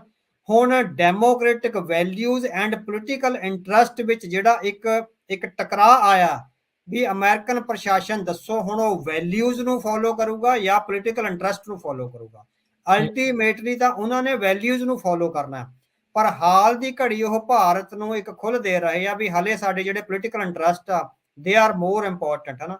It doesn't mean that values are not important. Ultimately at the and ਆ ਜਿਹੜੀਆਂ values ਨੇ prevail ਕਰਨਾ, ਜਿਹੜੀਆਂ western democracy ਦੀਆਂ ਤੇ ਖਾਸ ਕਰਕੇ ਅਮਰੀਕਨ ਪੋਲੀਟੀਕਲ ਸਿਸਟਮ ਦੀਆਂ ਜਿਹੜੀਆਂ ਡੈਮੋਕ੍ਰੈਟਿਕ ਵੈਲਿਊਜ਼ ਆ ਉਹਨਾਂ ਨੇ ਪ੍ਰਵੇਲ ਕਰਨਾ ਹੈ। ਉਹ ਉਸੇ ਤਰ੍ਹਾਂ ਹੀ ਪ੍ਰਵੇਲ ਕਰਨਗੇ, ਪਰ ਭਾਰਤ ਨੂੰ ਉਹ ਲਗਾਤਾਰ ਮੌਕਾ ਦੇ ਰਹੇ ਹੈਗੇ ਆ ਵੀ ਉਹ ਹੋਰ ਗਲਤੀਆਂ ਨਾ ਕਰੇ, ਵੀ ਗਾਂ ਤੋਂ ਜਿਹੜਾ ਹੈਗਾ ਇਸ ਤਰ੍ਹਾਂ ਦੀ ਜਿਹੜੀ ਇੰਟੀਮੀਡੇਸ਼ਨ ਆਫ ਸਿੱਖਸ ਆ ਉਹ ਬੰਦ ਹੋਵੇ, ਉਹਨਾਂ ਦੀ ਸਰਵੇਲੀਅੰਸ ਆ ਜਿਹੜਾ ਸਾਰਾ ਕੁਝ ਆ ਉਹ ਬੰਦ ਹੋਵੇ, ਤੇ ਖਾਸ ਕਰਕੇ ਜਿਹੜੀ recognition of Sikhs as an independent nation ਆ ਜਿਹੜੀ ਉਹਦੀ ਕੌਮ ਦੇ ਤੌਰ ਤੇ ਰੈਕੋਗਨੀਸ਼ਨ ਦਾ ਅਗਲਾ ਸਟੈਪ ਹੋ ਸਕਦਾ ਹੈ। ਤੁਸੀਂ ਬ੍ਰਿਕਸ ਦੇ ਵਿੱਚ ਜ਼ਿਕਰ ਕੀਤਾ ਸੀ ਇਹ ਜਿਹੜਾ ਅਲਟਰਨੇਟ ਵਰਲਡ ਆਰਡਰ ਦੀ ਚਰਚਾ ਚੱਲ ਰਹੀ ਸੀ, ਕਿ ਇਹ ਸਾਰੀਆਂ ਚੀਜ਼ਾਂ ਤੋਂ ਬਾਅਦ ਚ ਇਹ ਕੁਆਡ ਦੇ ਵਿੱਚ ਵੀ ਕਿਤੇ ਨਾ ਕਿਤੇ ਇਹਨਾਂ ਨੂੰ ਗੁੱਠੇ ਲਾਉਣਾ, ਸਾਈਡ ਤੇ ਰੱਖਣਾ, ਇਹ ਸਾਰੀਆਂ ਚੀਜ਼ਾਂ ਇਸੇ ਦਾ ਰਿਜ਼ਲਟ ਆ? ਹਾਂਜੀ, ਤੁਸੀਂ ਦੇਖੋ ਵੀ ਹੁਣ ਕੁਆਡ ਵਿੱਚ ਆਸਟ੍ਰੇਲੀਆ ਸਭ ਤੋਂ ਪ੍ਰੋਮੀਨੈਂਟ ਆ, ਹਨਾ। ਸੋ ਆਸਟ੍ਰੇਲੀਆ ਐਸ ਵਾਸ਼ਿੰਗਟਨ ਪੋਸਟ ਦੀ ਰਿਪੋਰਟ ਤੋਂ ਥੋੜੇ ਦਿਨ ਪਹਿਲਾਂ ਹੀ ਆਸਟ੍ਰੇਲੀਆ ਨੇ ਰਿਪੋਰਟ ਕੱਢੀ ਆ ਵੀ ਅਸੀਂ ਬਸਟ ਕੀਤਾ ਸੀਗਾ ਇੰਡੀਅਨ ਸਪਾਈਸ ਦਾ ਜਿਹੜਾ ਇੱਕ ਨੈਸਟ ਸੀਗਾ, ਹਨਾ, ਵੀ ਉਹ ਸਾਡੇ 에ਅਰਪੋਰਟ ਦੀ ਸਿਕਿਉਰਿਟੀ, ਸਾਡੇ ਜਿਹੜੀ ਮਿਲਟਰੀ ਦੀ ਸਿਕਿਉਰਿਟੀ ਦੇ ਜਿਹੜੀ ਕਲਾਸੀਫਾਈਡ ਇਨਫੋਰਮੇਸ਼ਨ ਆ, ਹੋਰ ਬਹੁਤ ਕੁਝ ਆ ਸਾਡੇ ਸਰਕਾਰੀ ਦਫ਼ਤਰਾਂ ਚੋਂ ਲੈ ਰਿਹਾ ਸੀ। ਅਸੀਂ 2 ਅਧਿਕਾਰੀ ਐਕਸਪੈਲ ਕਰੇ, ਹੋ ਸਕਦਾ 5 ਵੀ ਹੋਣ ਸ਼ਾਇਦ, ਹਨਾ। ਸੋ ਇੱਕ ਜਗ੍ਹਾ 5 ਦੀਆਂ ਵੀ ਖਬਰਾਂ ਆ ਰਹੀਆਂ ਵੀ 5 ਜਿਹੜੇ ਅਫੀਸ਼ੀਅਲਸ ਆ ਉਹ ਐਕਸਪੈਲ ਕਰੇ ਸੀਗੇ। ਸੋ ਇਹ ਸਾਰਾ ਕੁਐਡ ਦਾ ਜਿਹੜਾ ਸਭ ਤੋਂ ਮੇਨ ਆਧਾਰਿਤ ਆ, ਕਿਉਂਕਿ ਉਹ ਸਾਰੀ ਜਿਹੜੀ ਸਰਗਰਮੀ ਆ ਉਹ ਆਸਟ੍ਰੇਲੀਆ ਦੇ ਦੁਆਲੇ ਕੇਂਦਰਿਤ ਆ। ਸਾਊਥ ਚਾਈਨਾ ਸੀ ਦਾ ਆਸਟ੍ਰੇਲੀਆ ਨਾਲ ਸੰਬੰਧ ਤੇ ਜਾਪਾਨ ਨਾਲ ਸੰਬੰਧ ਆ। ਜਿਹੜਾ ਅਮਰੀਕਾ ਦਾ ਚਲੋ ਇੱਕ ਇਹ ਹੈਗਾ ਵੀ ਵਰਲਡ ਪਾਵਰ ਹੋਣ ਕਰਕੇ ਉਹਦੇ ਵਿੱਚ ਸ਼ਾਮਲ ਹੈਗਾ। ਸੋ ਭਾਰਤ ਨੂੰ ਜਿਹੜੀ ਇੰਨੀ ਵੱਡੀ ਰਿਸਪੈਕਟ ਮਿਲੀ ਹੋਈ ਆ, ਸਾਨੂੰ ਲੱਗਦਾ ਵੀ ਉਹਨੂੰ ਗਵਾਉਣਾ ਨਹੀਂ ਚਾਹੀਦਾ ਉਹਨਾਂ ਨੂੰ, ਹਨਾ। ਸੋ ਇਹ ਜਿਹੜੀਆਂ ਇੰਟੀਮੀਡੇਸ਼ਨ ਦੀਆਂ ਕਾਰਵਾਈਆਂ ਡਿਪਲੋਮੈਟਿਕਲੀ ਹੁਣ ਭਾਰਤ ਦੀ ਜਿਹੜੀ ਸੈਕੰਡ ਲਾਈਨ ਦੀ ਲੀਡਰਸ਼ਿਪ ਆ ਜਿਹੜੀ ਆਫੀਸ਼ੀਅਲਸ ਵਿੱਚ ਜਿਹੜੀ ਪ੍ਰੋ ਅਮਰੀਕਨ ਹੋ ਗਈ, ਹੁਣ ਉਹ ਕਿੱਦਾਂ ਨੈਵੀਗੇਟ ਕਰਦੀ ਆ ਇਹਦੇ ਵਿੱਚ, ਹਨਾ। ਉਹਦੀ ਇਮਾਨਦਾਰੀ ਔਰ ਉਹਦੀ ਪ੍ਰਤੀਬੱਧਤਾ ਔਰ ਉਹਦੀਆਂ ਡੈਮੋਕ੍ਰੈਟਿਕ ਵੈਲਿਊਜ਼ ਆ ਜਿਹੜੀਆਂ ਜਿਹੜੀਆਂ ਵਰਤਮਾਨ ਸਮੇਂ ਦੀਆਂ ਅਥਾਰਟੇਰੀਅਨ ਵੈਲਿਊਜ਼ ਤੋਂ ਹਟਵੀਆਂ ਹੋਣਗੀਆਂ ਡੈਮੋਕ੍ਰੈਟਿਕ ਵੈਲਿਊਜ਼, ਸੋ ਉਹ ਕਿੰਨੀਆਂ ਪ੍ਰਵੇਲ ਕਰਦੀਆਂ ਉਹਦੇ ਤੇ ਡਿਪੈਂਡ ਕਰੂਗਾ। ਤੇ ਇਹ ਹੈਗਾ ਵੀ ਅਮਰੀਕਨ ਪ੍ਰਸ਼ਾਸਨ ਤੁਹਾਨੂੰ ਕਿਹਾ ਵੀ ਆਪਣੀਆਂ ਵੈਲਿਊਜ਼ ਐਂਡ ਪੋਲੀਟੀਕਲ ਇੰਟਰਸਟ ਇਹਦੇ ਦਰਮਿਆਨ ਪਿਸ ਰਿਹਾ ਹੈ। ਹਾਲ ਦੀ ਘੜੀ ਉਹ ਇੰਟਰਸਟ ਨੂੰ ਪਹਿਲ ਦੇ ਰਿਹਾ ਹੈ। ਜਦੋਂ ਉਹਨੇ ਵੈਲਿਊਜ਼ ਨੂੰ ਪਹਿਲ ਦਿੱਤੀ ਤਾਂ ਇੰਡੀਆ ਲਈ ਕਾਫੀ ਜ਼ਿਆਦਾ ਨੁਕਸਾਨ ਹੋ ਸਕਦਾ ਹੈ। ਅਮਰੀਕਾ ਤੇ ਕੈਨੇਡਾ ਦੇ ਜਿਹੜੇ ਆ ਉਹ ਭਾਰਤ ਗਏ ਸੀਗੇ ਕੁਝ ਅਫਸਰ, ਭਾਰਤ ਨੇ ਕੀ ਵਿਵਹਾਰ ਕੀਤਾ ਸੀ ਉਹਨਾਂ ਦੇ ਨਾਲ? ਹਾਂਜੀ ਹਾਂਜੀ, ਉਸ ਇਹਦੇ ਰਿਪੋਰਟ ਵਿੱਚ ਦੱਸਿਆ ਹੈਗਾ ਵੀ ਭਾਈ ਨਿੱਜਰ ਦੇ ਕਤਲ ਤੋਂ ਬਾਅਦ ਤੇ ਇਹ ਗੁਰਪਤਵੰਤ ਸਿੰਘ ਪੰਨੂ ਦੇ ਜਿਹੜੀ ਹੈਗੀ ਆ ਇਹ ਹੋਇਆ ਸੀਗਾ ਮਰਡਰ ਦੀ ਅਟੈਂਪਟ ਦਾ, ਉਹ ਤੋਂ ਬਾਅਦ ਬਹੁਤ ਸਾਰੇ ਅਫੀਸ਼ੀਅਲਸ ਕੈਨੇਡਾ ਦੇ ਵੀ ਔਰ ਅਮਰੀਕਾ ਦੇ ਵੀ ਭਾਰਤ ਗਏ ਸੀ, ਔਰ ਭਾਰਤ ਨੇ ਕੋਈ ਵੀ ਸਾਨੂੰ ਸਾਰਥਕ ਹੁੰਗਾਰਾ ਨਹੀਂ ਭਰਿਆ। ਇਹਦੇ ਰਿਪੋਰਟ ਵਿੱਚ ਇਹ ਆਖਿਆ, ਉਹ ਕਹਿੰਦੇ ਵੀ ਸਾਨੂੰ ਲੈਕਚਰ ਦਈ ਗਏ ਵੀ ਤੁਸੀਂ ਸਿੱਖ ਟੈਰਰਿਜ਼ਮ ਨੂੰ ਖਤਮ ਕਰੋ, ਵੀ ਉਹ ਤਾਂ ਟੈਰਰਿਜ਼ਮ ਹੈਗਾ। ਸਾਨੂੰ ਟੈਰਰਿਜ਼ਮ ਤੇ ਲੈਕਚਰ ਦੇ ਕੇ ਉਹਨਾਂ ਨੇ ਵਾਪਸ ਭੇਜਤਾ। ਇਸ ਬਾਰੇ ਕੋਈ ਵੀ ਜਿਹੜੀਆਂ ਅਸੀਂ ਮੰਗਾਂ ਉਠਾਈਆਂ ਨੇ ਵੀ ਆਪਣੇ ਜਿਹੜੇ ਆਫੀਸਰਸ ਦੇ ਖਿਲਾਫ ਤੁਸੀਂ ਕਾਰਵਾਈ ਕਰੋ, ਉਹਦੇ ਬਾਰੇ ਸਾਨੂੰ ਉਹਨਾਂ ਨੇ ਕੁਝ ਵੀ ਹਾਂ ਪੱਖੀ ਹੁੰਗਾਰਾ ਨਹੀਂ ਭਰਿਆ ਵੀ ਅਸੀਂ ਆਪਣੇ ਆਫੀਸਰਸ ਦੇ ਖਿਲਾਫ ਕਾਰਵਾਈ ਕਰਾਂਗੇ, ਉਹਨਾਂ ਨੂੰ ਡਿਸਮਿਸ ਕਰਾਂਗੇ ਜਾਂ ਕੋਈ ਜਿਹੜੀ ਇੰਟਰਨਲ ਇਨਕੁਆਇਰੀ ਆ ਜਾਂ ਕੁਝ ਵੀ ਹੋਊਗਾ। ਇਸ ਤਰ੍ਹਾਂ ਦਾ ਕੁਝ ਨਹੀਂ ਹੋਇਆ। ਸਾਨੂੰ ਸਿਰਫ ਲੈਕਚਰ ਕਰਕੇ ਜਾਂ ਗਿਆਨ ਧਿਆਨ ਦੀਆਂ ਗੱਲਾਂ ਕਰਕੇ ਉਹ ਕਹਿੰਦੇ ਵੀ ਵਾਪਸ ਭੇਜ ਦਿੱਤਾ ਗਿਆ। ਠੀਕ ਹੈ, ਠੀਕ ਹੈ।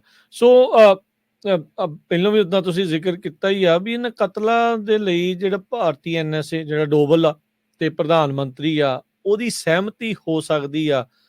ਇਹ ਸੱਚਾਈ ਕਿੱਥੇ ਤੱਕ, ਇਹ ਸੱਚਾਈ ਜਿਹੜੀ ਆ ਇਹ ਹੋ ਸਕਦੀ ਤੁਹਾਡੇ ਹਿਸਾਬ ਦੇ ਨਾਲ?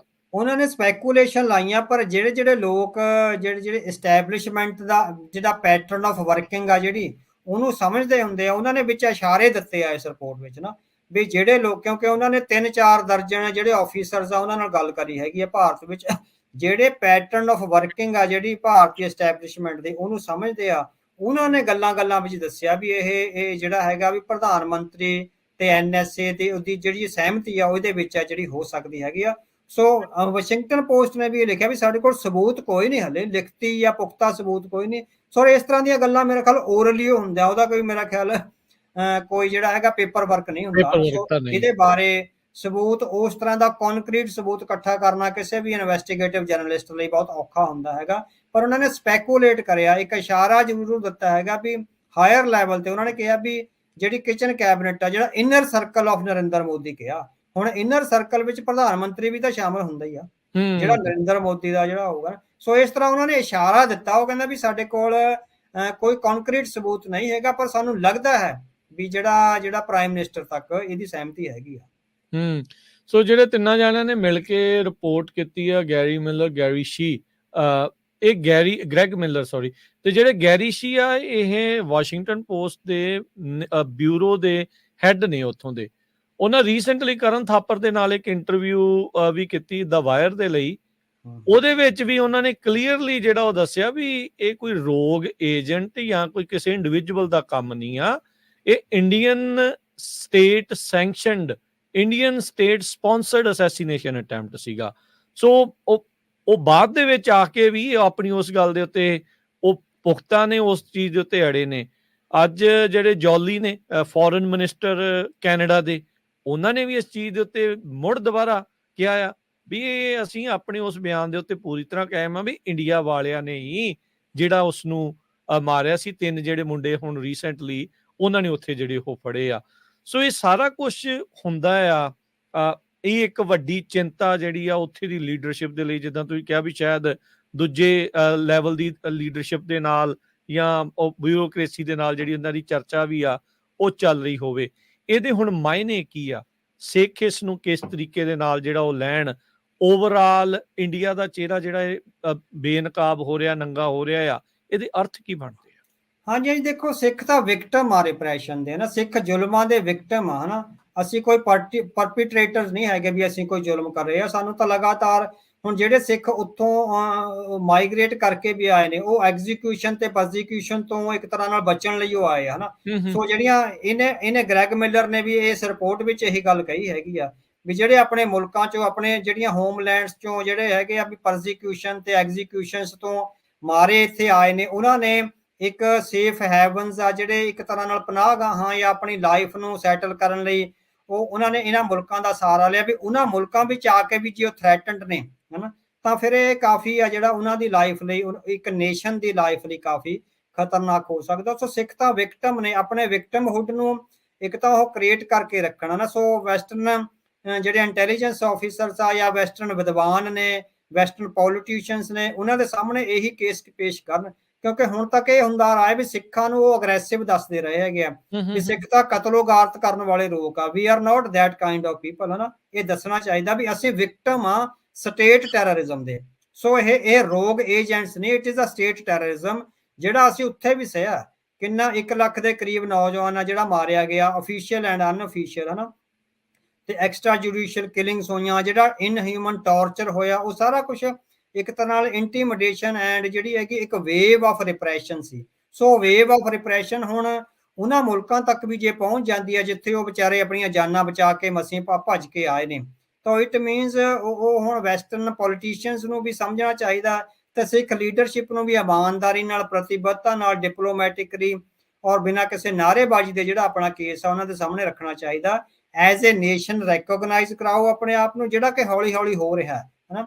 ਸੋ ਉਸ ਨੈਸ਼ਨੈਲਿਟੀ ਦੀ ਰੈਕਗਨੀਸ਼ਨ ਲਈ ਸਾਨੂੰ ਅੱਗੇ ਕਦਮ ਵਧਾਈਏ ਤੇ ਪੋਲੀਟੀਕਲੀ ਅਨਗੇਜ ਹੋਈਏ, ਕੋਈ ਗਲਤ ਕਾਰਵਾਈ ਨਾ ਕਰੀਏ, ਖਾਸ ਕਰਕੇ ਵਾਇਲੈਂਸ ਬਿਲਕੁਲ ਵੀ ਨਾ ਕਰੀਏ। ਆਪਣੇ ਆਪ ਨੂੰ ਸਿਵਲਾਈਜ਼ਡ ਸੁਸਾਇਟੀ ਦੇ ਤੌਰ ਤੇ ਆਪਾਂ ਅੱਗੇ ਲੈ ਕੇ ਜਾਈਏ, ਇੱਕ ਸਿਵਲਾਈਜੇਸ਼ਨ ਹੀ ਜਿਹੜੀ ਹੈਗੀ ਆ, ਕਿਉਂਕਿ ਆਪਾਂ ਧਰਮ ਆਧਾਰਿਤ ਕੌਮ ਹੈਗੀ ਆ। ਸੋ ਧਰਮ ਆਧਾਰਿਤ ਕੌਮ ਦੀਆਂ ਬਹੁਤ ਸਾਰੀਆਂ ਵੈਲਿਊਜ਼ ਹੁੰਦੀਆਂ, ਆਪਾਂ ਉਹਨਾਂ ਵੈਲਿਊਜ਼ ਨੂੰ ਅਪਹੋਲਡ ਕਰਕੇ ਰੱਖੀਏ। ਆਪਾਂ ਤਾਂ ਜਦੋਂ ਹੁੰਦਾ ਵੀ ਇੱਕ ਪਾਸੇ ਹੁੰਦਾ ਵੀ ਮੌਤ ਆ ਤੇ ਦੂਜੇ ਪਾਸੇ ਵੈਲਿਊਜ਼ ਆ, ਤਾਂ ਸਿੱਖਾਂ ਨੇ ਮੌਤ ਚੁਣ ਲਈ ਪਰ ਆਪਣੀਆਂ ਵੈਲਿਊਜ਼ ਕੰਪਰੋਮਾਈਜ਼ ਨਹੀਂ ਕਰੀਆਂ। ਸੋ ਅੱਜ ਵੀ ਸਾਨੂੰ ਨਵੀਂ ਸਿਚੁਏਸ਼ਨਸ ਵਿੱਚ ਵੀ ਸਿੱਖ ਵੈਲਿਊਜ਼ ਨੂੰ ਅਪਹੋਲਡ ਕਰਨਾ ਚਾਹੀਦਾ। ਲਾਈਫਸ ਤਾਂ ਜਿਹੜੀਆਂ ਹੈਗੀਆਂ ਆਉਂਦੀਆਂ ਜਾਂਦੀਆਂ ਰਹਿੰਦੀਆਂ ਹੈਗੀਆਂ। ਨਹੀਂ, ਬਿਲਕੁਲ ਬਿਲਕੁਲ। ਇਹ ਜੋ ਹੁਣ ਸਿੱਖਾਂ ਖਿਲਾਫ ਭਾਰਤ ਦੀ ਜਿਹੜੀ ਮੁਹਿੰਮ ਚੱਲ ਰਹੀ ਆ, ਕੀ ਉੱਥੇ ਦੇ ਕੋਈ ਵਿਦਵਾਨ ਵੀ ਇਸ ਚੀਜ਼ ਦੇ ਉਲਟ ਵੀ ਬੋਲਿਆ ਕਿ ਗੱਲ ਸਹੀ ਵੀ ਹੈਗੀ? ਹਾਂਜੀ ਹਾਂਜੀ, ਥੋੜੇ ਬਹੁਤ ਇਹਨਾਂ ਨੇ ਜਿਹੜਾ ਨਾ ਇੱਕ ਕਰਿਆ ਹੈਗਾ, ਇਹਨਾਂ ਨੇ ਗ੍ਰੈਗ ਮਿਲਰ, ਉਹਨਾਂ ਨੇ ਇੰਡੀਆ ਤੋਂ ਇੱਕ ਜਿਹੜਾ ਹੈਗਾ ਵੀ ਕਾਊਂਟਰ ਇੰਸਰਜੈਂਸੀ ਆ, ਜਿਹੜੇ ਇਸ ਤਰ੍ਹਾਂ ਦੇ ਜਿਹੜੇ ਰਿਸਰਚ ਸੈਂਟਰ ਬਣੇ ਹੋਏ, ਉੱਥੋਂ ਦੇ ਇੱਕ ਵਿਦਵਾਨ ਨਾਲ ਆ ਜਿਹੜੀ ਗੱਲ ਕਰੀ ਹੈਗੀ। ਉਹਨਾਂ ਨੇ ਪੁੱਛਿਆ ਹੋਊਗਾ ਵੀ ਤੁਸੀਂ ਜਿਹੜਾ ਭਾਰਤ ਇਹ ਕਹੀ ਜਾਂਦਾ ਹੈਗਾ ਵੀ ਸਿੱਖਾਂ ਤੋਂ ਸਾਨੂੰ ਬਹੁਤ ਵੱਡੀ ਥ੍ਰੈਟ ਆ, ਵੀ ਤੁਸੀਂ ਮੰਨਦੇ? ਉਹਦਾ ਨਾਮ ਵੀ ਲਿਖਿਆ ਅਭਿਜੀਤ ਸਮਥਿੰਗ ਆ ਕੋਈ, ਹਨਾ। ਠੀਕ ਹੈ। ਸੋ ਹਾਂਜੀ ਹਾਂ, ਉਹ ਕਹਿੰਦਾ ਵੀ ਸਿੱਖਾਂ ਤੋਂ ਕੋਈ ਥ੍ਰੈਟ ਨਹੀਂ ਹੈ, ਹਨਾ। ਉਸ ਵਿਅਕਤੀ ਨੇ, ਜਿਹੜੇ ਰਿਸਰਚ ਸਕਾਲਰ ਆ ਸਿੱਖਾਂ ਦੀ ਤੇ ਹੋਰ ਸਾਰੀਆਂ ਜਿਹੜੀਆਂ ਕਮਿਊਨਿਟੀਜ਼ ਤੇ ਰਿਸਰਚ ਕਰ ਰਹੇ ਆ ਨਾ, ਇੰਡੀਆ ਵਿੱਚ ਹੀ ਰਿਸਰਚ ਸੈਂਟਰ ਹੈਗਾ, ਉਹਨਾਂ ਦੇ ਵਿੱਚ ਨਾਂ ਲਿਖਿਆ ਹੈਗਾ। ਸੋ ਉਹਨਾਂ ਨੇ ਇਹ ਆਖਿਆ ਹੈਗਾ ਵੀ ਸਿੱਖਾਂ ਵੱਲੋਂ ਕੋਈ ਥ੍ਰੈਟ ਨਹੀਂ ਹੈ, ਵੀ ਇਹ ਥ੍ਰੈਟ ਨੂੰ ਸਿਰਫ ਐਕਸਾਬਰੇਟ ਕੀਤਾ ਜਾ ਰਿਹਾ ਭਾਰਤੀ ਐਸਟੈਬਲਿਸ਼ਮੈਂਟ ਵੱਲੋਂ, ਤਾਂ ਕਿ ਉਹ ਆਪਣੇ ਰਿਪਰੈਸ਼ਨ ਦੇ ਔਰ ਜਿਹੜੀ ਬਹੁ ਗਿਣਤੀ ਨੂੰ ਖੁਸ਼ ਕਰਨ ਦੀ ਜਿਹੜੀ ਉਹਨਾਂ ਦੀ ਇੱਕ ਜਿਹੜੀ ਅੰਦਰਲੀ ਰੀਝ ਆ ਉਹਨੂੰ ਸੈਟਿਸਫਾਈ ਕਰਨ ਲਈ ਹੈਗੀ ਆ। ਵੀ ਸਿੱਖ ਇਸ ਤਰ੍ਹਾਂ ਦੀ ਥ੍ਰੈਟ ਹੈ ਭਾਰਤ ਲਈ, ਜਿਹੜੇ ਖਾਸ ਕਰਕੇ ਬਾਹਰ ਬੈਠੇ ਸਿੱਖ ਆ, they are not threat to Indian establishment, ਉਹਨੇ ਸਪਸ਼ਟ ਸ਼ਬਦਾਂ ਵਿੱਚ ਕਿਹਾ ਹੈ। ਠੀਕ ਹੈ, ਠੀਕ ਹੈ। ਇਹ ਸਾਰੀਆਂ ਚੀਜ਼ਾਂ ਨੂੰ ਦੇਖਦੇ ਹੋਏ ਪੱਛਮੀ ਮੁਲਕ ਕੀ ਕਰਨਗੇ? ਹਾਂਜੀ, ਪੱਛਮੀ ਮੁਲਕਾਂ ਨੇ ਤਾਂ ਹੁਣ ਇੱਕ ਤਾਂ ਵੀ ਇੰਡੀਆ ਦੀ ਜਿਹੜੀ ਇਹ ਪਾਲਿਸੀ ਐਕਸਪੋਜ਼ ਹੋਈ ਆ, ਉਹਦੇ 'ਚ ਉਹ ਰੀਥਿੰਕ ਕਰਨਗੇ ਵੀ ਇੰਡੀਆ ਨੂੰ ਕਿੰਨਾ ਚਿਰ ਅਸੀਂ ਆਪਣੇ ਅਲਾਈ ਦੇ ਤੌਰ ਤੇ ਜਿਹੜਾ ਹੈਗਾ ਲੈ ਕੇ ਚੱਲਣਾ ਹੈਗਾ। ਹੁਣ ਚਾਈਨਾ ਨੂੰ ਕਾਊਂਟਰ ਕਰਨ ਲਈ ਉਹਨਾਂ ਨੇ ਇੱਕ ਸਟੈਪ ਚੱਕਿਆ ਸੀ, ਪਰ ਉਹਦਾ ਹੁਣ ਇਹਨਾਂ ਨੂੰ ਲੱਗਿਆ ਹੈਗਾ ਵੀ ਉਹ ਸਾਡਾ ਨਾਜਾਇਜ਼ ਫਾਇਦਾ ਜਿਹੜਾ ਉਠਾ ਰਿਹਾ ਹੈਗਾ। ਵੈਸਟਰਨ ਕੰਟਰੀਜ਼, ਹੁਣ ਜਿਸ ਤਰ੍ਹਾਂ ਆਸਟ੍ਰੇਲੀਆ 'ਚ ਹੋਇਆ, ਕੈਨੇਡਾ 'ਚ ਹੋਇਆ, ਜਰਮਨੀ ਦੀ ਵੀ ਇਹਨਾਂ ਨੇ ਰਿਪੋਰਟ ਕੀਤੀ ਹੈਗਾ ਇਸ ਆਰਟੀਕਲ ਵਿੱਚ ਵੀ, ਜਰਮਨੀ 'ਚੋਂ ਵੀ ਕੁਝ ਡਿਪਲੋਮੈਟਸ ਆ ਜਿਹੜੇ ਕੱਢੇ ਗਏ ਸੀਗੇ, ਹਨਾ। ਤੇ ਇੰਗਲੈਂਡ ਦਾ ਵੀ ਰਿਪੋਰਟ ਕਰਿਆ ਹੈਗਾ ਵੀ ਇੰਗਲੈਂਡ 'ਚੋਂ ਵੀ ਕੁਝ ਜਿਹੜੇ ਡਿਪਲੋਮੈਟਸ ਆ ਉਹ ਕੱਢੇ ਗਏ ਸੀ, ਖਾਸ ਕਰਕੇ ਸਾਮੰਤ ਗੋਇਲ ਨੂੰ ਵਾਰਨਿੰਗ ਦਿੱਤੀ ਗਈ ਸੀ। ਸੋ ਹੁਣ ਜਦੋਂ ਇਹ ਸਾਰੇ ਵੈਸਟਰਨ ਮੁਲਕ ਦੇਖਣਗੇ ਵੀ ਇੰਡੀਆ ਅਗਰੈਸਿਵਲੀ ਆਪਣੀ ਫੋਰਨ ਪਾਲਿਸੀ ਪਰਸਿਊ ਕਰ ਰਿਹਾ ਔਰ ਡੈਮੋਕ੍ਰੈਟਿਕ ਕੰਟਰੀਜ਼ ਵਿੱਚ ਆ ਕੇ ਬੰਦੇ ਮਾਰ ਰਿਹਾ, ਜਿਹੜਾ ਕਿ ਉਹ ਕਦੇ ਵੀ ਨਹੀਂ ਕਰਦੀਆਂ ਵੈਸਟਰਨ ਪਾਵਰਸ ਇੱਕ ਦੂਜੇ ਨਾਲ। ਸੋ ਉਹ ਰੀਥਿੰਕ ਹੋ ਗਏ ਇੰਡੀਆ ਦੇ ਜਿਹੜੇ ਰਿਲੇਸ਼ਨਸ ਹੈਗੇ ਆ ਵੈਸਟ ਨਾਲ, ਉਹ ਰੀਥਿੰਕਿੰਗ ਕਿੱਧਰ ਨੂੰ ਜਾਂਦੀ ਹੈਗੀ ਆ, ਪੋਜ਼ਿਟਿਵ ਹੁੰਦੀ ਆ ਜਾਂ ਨੈਗੇਟਿਵ ਹੁੰਦੀ ਆ, ਇਹ ਆਉਣ ਵਾਲੇ ਸਾਲਾਂ ਵਿੱਚ ਆ ਜਿਹੜਾ ਸਾਰਾ ਕੁਝ ਅਨਫੋਲਡ ਹੋਊਗਾ। ਇਹ ਬਹੁਤ ਹੌਲੀ ਹੌਲੀ ਕੰਮ ਕਰਦੇ ਹੈਗੇ, ਬੜੀ ਆਪਾਂ ਕਹੇ ਸਲੋ ਐਂਡ ਸਟੈਡੀ ਹੁੰਦੀ ਆ, ਪਰ ਕੰਮ ਪਾਏਦਾਰ ਹੁੰਦਾ ਹੈਗਾ। ਹੁਣ ਆਪਾਂ ਪਾਕਿਸਤਾਨ ਦਾ ਦੇਖਿਆ ਵੀ ਪਾਕਿਸਤਾਨ ਨੂੰ ਕਿੰਨੀ ਖੁੱਲ੍ਹ ਦਿੱਤੀ ਉਹਨਾਂ ਨੇ ਖੇਡਣ ਦੀ, ਔਰ ਪਾਕਿਸਤਾਨ ਦੇ ਜਿਹੜੇ ਮਿਨਿਸਟਰ ਸੀ ਆ ਆਫੀਸਰ ਸੀ, ਉਹਨਾਂ ਨੂੰ ਲੱਗਿਆ ਵੀ ਅਸੀਂ ਅਮਰੀਕਾ ਨੂੰ ਮੂਰਖ ਬਣਾ ਰਹੇ ਹੈਗੇ, ਮੂਰਖ ਬਣਾਈ ਜਾਓ, ਹਨਾ। ਉਹਨਾਂ ਨੂੰ ਲੱਗਿਆ ਸੀ we are over smart than the American intelligence, ਹਨਾ। ਪਰ ਉਹਨਾਂ ਨੂੰ ਨਹੀਂ ਸੀ ਪਤਾ ਵੀ ਇਹ ਬਹੁਤ ਖੁੱਲ੍ਹ ਦਿੰਦੇ ਆ, ਬਹੁਤ ਲੰਮੇ ਸਮੇਂ ਤੱਕ ਕੰਮ ਕਰਨ ਦਾ ਉਹ ਕਰਦੇ ਹੈਗੇ ਆ, ਤੇ ਬਹੁਤ ਲੰਮੇ ਸਮੇਂ ਤੱਕ ਰਿਸ਼ਤਿਆਂ ਨੂੰ ਟੁੱਟਣ ਤੋਂ ਵੀ ਬਚਾਉਂਦੇ ਆ।